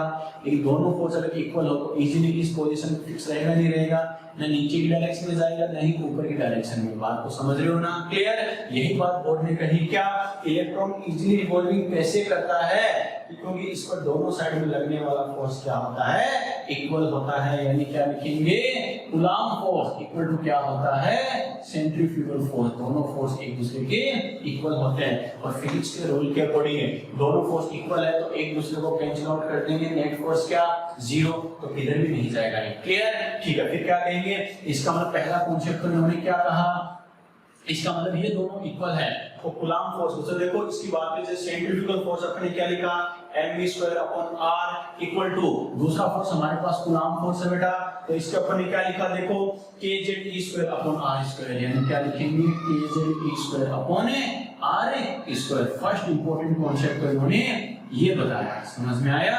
लेकिन ये आया कैसे, बात समझ में आई बेटा, क्लियर। यहाँ तक कोई डाउट, ठीक है बेटा। चलो क्लियर, चलो बेटा देखो कैसे करना, क्या करना। एक फर्स्ट इंपॉर्टेंट रिलेशन तो ये आ गया, लेकिन कैसे आ गया, क्लियर। चलो बेटा, एक इन्होंने क्या कहा, फर्स्ट टाइम इन्होंने वर्ड यूज किया किसका, सेल और ऑर्बिट का। क्या कहा, सेल और ऑर्बिट का। यानी ये जो एरिया है इसको इन्होंने क्या कहा, सेल या ऑर्बिट, कोश या कक्षा। इन्होंने क्या कहा, न्यूक्लियस के चारों तरफ का वो एरिया जहां पर क्या होता है, इलेक्ट्रॉन रिवॉल्विंग करता है, उसे सेल या ऑर्बिट कहते हैं। यानी नाभिक के चारों तरफ का वो क्षेत्र है, वो भाग जहां पर इलेक्ट्रॉन चक्कर लगाता है, इसको उन्होंने क्या कहा था, कोश या कक्षा। सेल या ऑर्बिट यानी कोश या कक्षा। क्लियर। अब क्या कहेंगे, अलग अलग सेल या ऑर्बिट की जो एनर्जी होती है वो क्या होती है, अलग अलग होती है। क्या कहा, अलग अलग सेल या ऑर्बिट की एनर्जी अलग अलग होती है, जिसको क्या कहते हैं, अलग अलग एनर्जी लेवल कहते हैं। यानी अलग अलग कोश या कक्षा की ऊर्जा भी अलग अलग होगी, जिनको ऊर्जा स्तर कहते हैं, एनर्जी लेवल कहते हैं। क्लियर। और इसको उन्होंने नंबर के साथ रिप्रेजेंट किया, क्या, 1 2 3 4 5 6 7 एंड सो ऑन, इस टाइप से। ठीक है। बच्चा कहता है सर आगे इनको काउंटिंग नहीं आती थी क्या, गिनती नहीं आती थी क्या, इससे आगे जरूरत नहीं पड़ती, क्योंकि जब भी हम इलेक्ट्रॉनिक कॉन्फ़िगरेशन देखते हैं, इलेक्ट्रॉनिक विन्यास देखते हैं, तो वो 7 सेल तक कंप्लीट हो जाता है। क्लियर। और इनको इन्होंने अल्फाबेट के अकॉर्डिंग क्या बोला, K L M N O P Q। बात समझ में आई क्या, के बोला है मतलब फर्स्ट सेल की बात कर रहा है, पहली कक्षा की बात कर रहा है, L मतलब second, M third, N fourth, O 5 6 और 7। समझ में आ गया। तो इन्होंने क्या कहा, हर सेल या ऑर्बिट की एनर्जी क्या होती है, फिक्स होती है, जिनको एनर्जी लेवल ऊर्जा स्तर कहते हैं, जिनको 1 2 3 4 5 6 7 या K L M N O P Q से रिप्रेजेंट करते हैं। क्लियर। ठीक है बेटा। फिर इन्होंने क्या कहा, इनसे पूछा कि इलेक्ट्रॉन हर सेल या ऑर्बिट में रिवॉल्विंग करेगा क्या, नहीं। इन्होंने कहा इलेक्ट्रॉन उन्हीं सेल या ऑर्बिट में रिवॉल्विंग करता है जिनका एंगुलर मोमेंटम क्या होगा, h/2π का इंटीजर मल्टीपल होगा। क्या कहा, इलेक्ट्रॉन उन्हीं कोश या कक्षा में चक्कर लगाता है जिनका कोणीय संवेग h/2π का पूर्ण गुणज होता है। कैसे, तो फिजिक्स में फॉर्मूला क्या आता है एंगुलर मोमेंटम का, J = mvr। ये सो नो आता है बच्चों। इन्होंने क्या कहा, एक प्रैक्टिकल डाटा दिया h/2 इसका पूर्ण गुणज नहीं मल्टीप्लाई बाय n किया बच्चों, आया समझ में। और ये जो h/2 है इनको इन्होंने क्या लिखा, हैश से लिखा, एक कांस्टेंट और काम में लिया, इसे हैश बोलते हैं बच्चों, आया समझ में। n यहाँ पर क्या है, इंटीजर नंबर है, यानी 1 2 3 4 5 एंड सो ऑन ऐसे होगा, क्लियर। और ये जो h/2 हमने लिखा है इसको क्या इन्होंने, इसकी वैल्यू फिक्स होती है तो हैश लिखा बेटा, आ गया समझ में। n की वैल्यू 1 2 3 4 5 एक इंटीजर नंबर होगा, पूर्णांक संख्या होगी, तो उन्होंने क्या कहा, सभी में चक्कर न लगा के उन्हीं सेल या ऑर्बिट में चक्कर लगाएगा जिनका एंगुलर मोमेंटम क्या होगा, h/2 का इंटीजर मल्टीपल होगा, पूर्ण गुणज होगा, यानी n की जगह 1 2 3 4 5 इस टाइप से कोई डिजिट हो, क्लियर। हाँ, इस बात का रीजन क्या था, ये बात इन्होंने नहीं बताई थी बच्चों, ठीक है। और ये इसका ड्रॉबैक भी था क्या, कि आपने कहा इलेक्ट्रॉन उन्हीं सेल या ऑर्बिट में रिवॉल्विंग करेगा जिसका इंटीजर एंगुलर मोमेंटम ये होता है, क्यों होता है ऐसा, इस बात को भी एक्सप्लेन नहीं कर पाए थे वो, क्लियर। चलो बेटा, फिर क्या कहा, ऐसे सुनते सुनते ऐसे सब कुछ सुनते सुनते मैक्सवेल फिर वही बात अंदर से भर गया। फिर उसने बोला तो मेरे को कम से कम एक बात तो बताओ, मेरा एक्सपेरिमेंट गलत है क्या, मेरा एक्सपेरिमेंट गलत है मतलब क्या, मैंने तो क्या कहा था, इलेक्ट्रॉन क्या करेगा, रिवॉल्विंग करेगा तो इलेक्ट्रोमैग्नेटिक वेव के फॉर्म में विद्युत चुंबकीय तरंगों के रूप में ऊर्जा की हानि करेगा। लेकिन आपने कहा कुछ हो ही नहीं रहा, इसका चक्कर क्या है, इसका चक्कर क्या, मतलब मेरा एक्सपेरिमेंट गलत है क्या, इसका चुप कर और सुन इस बात को।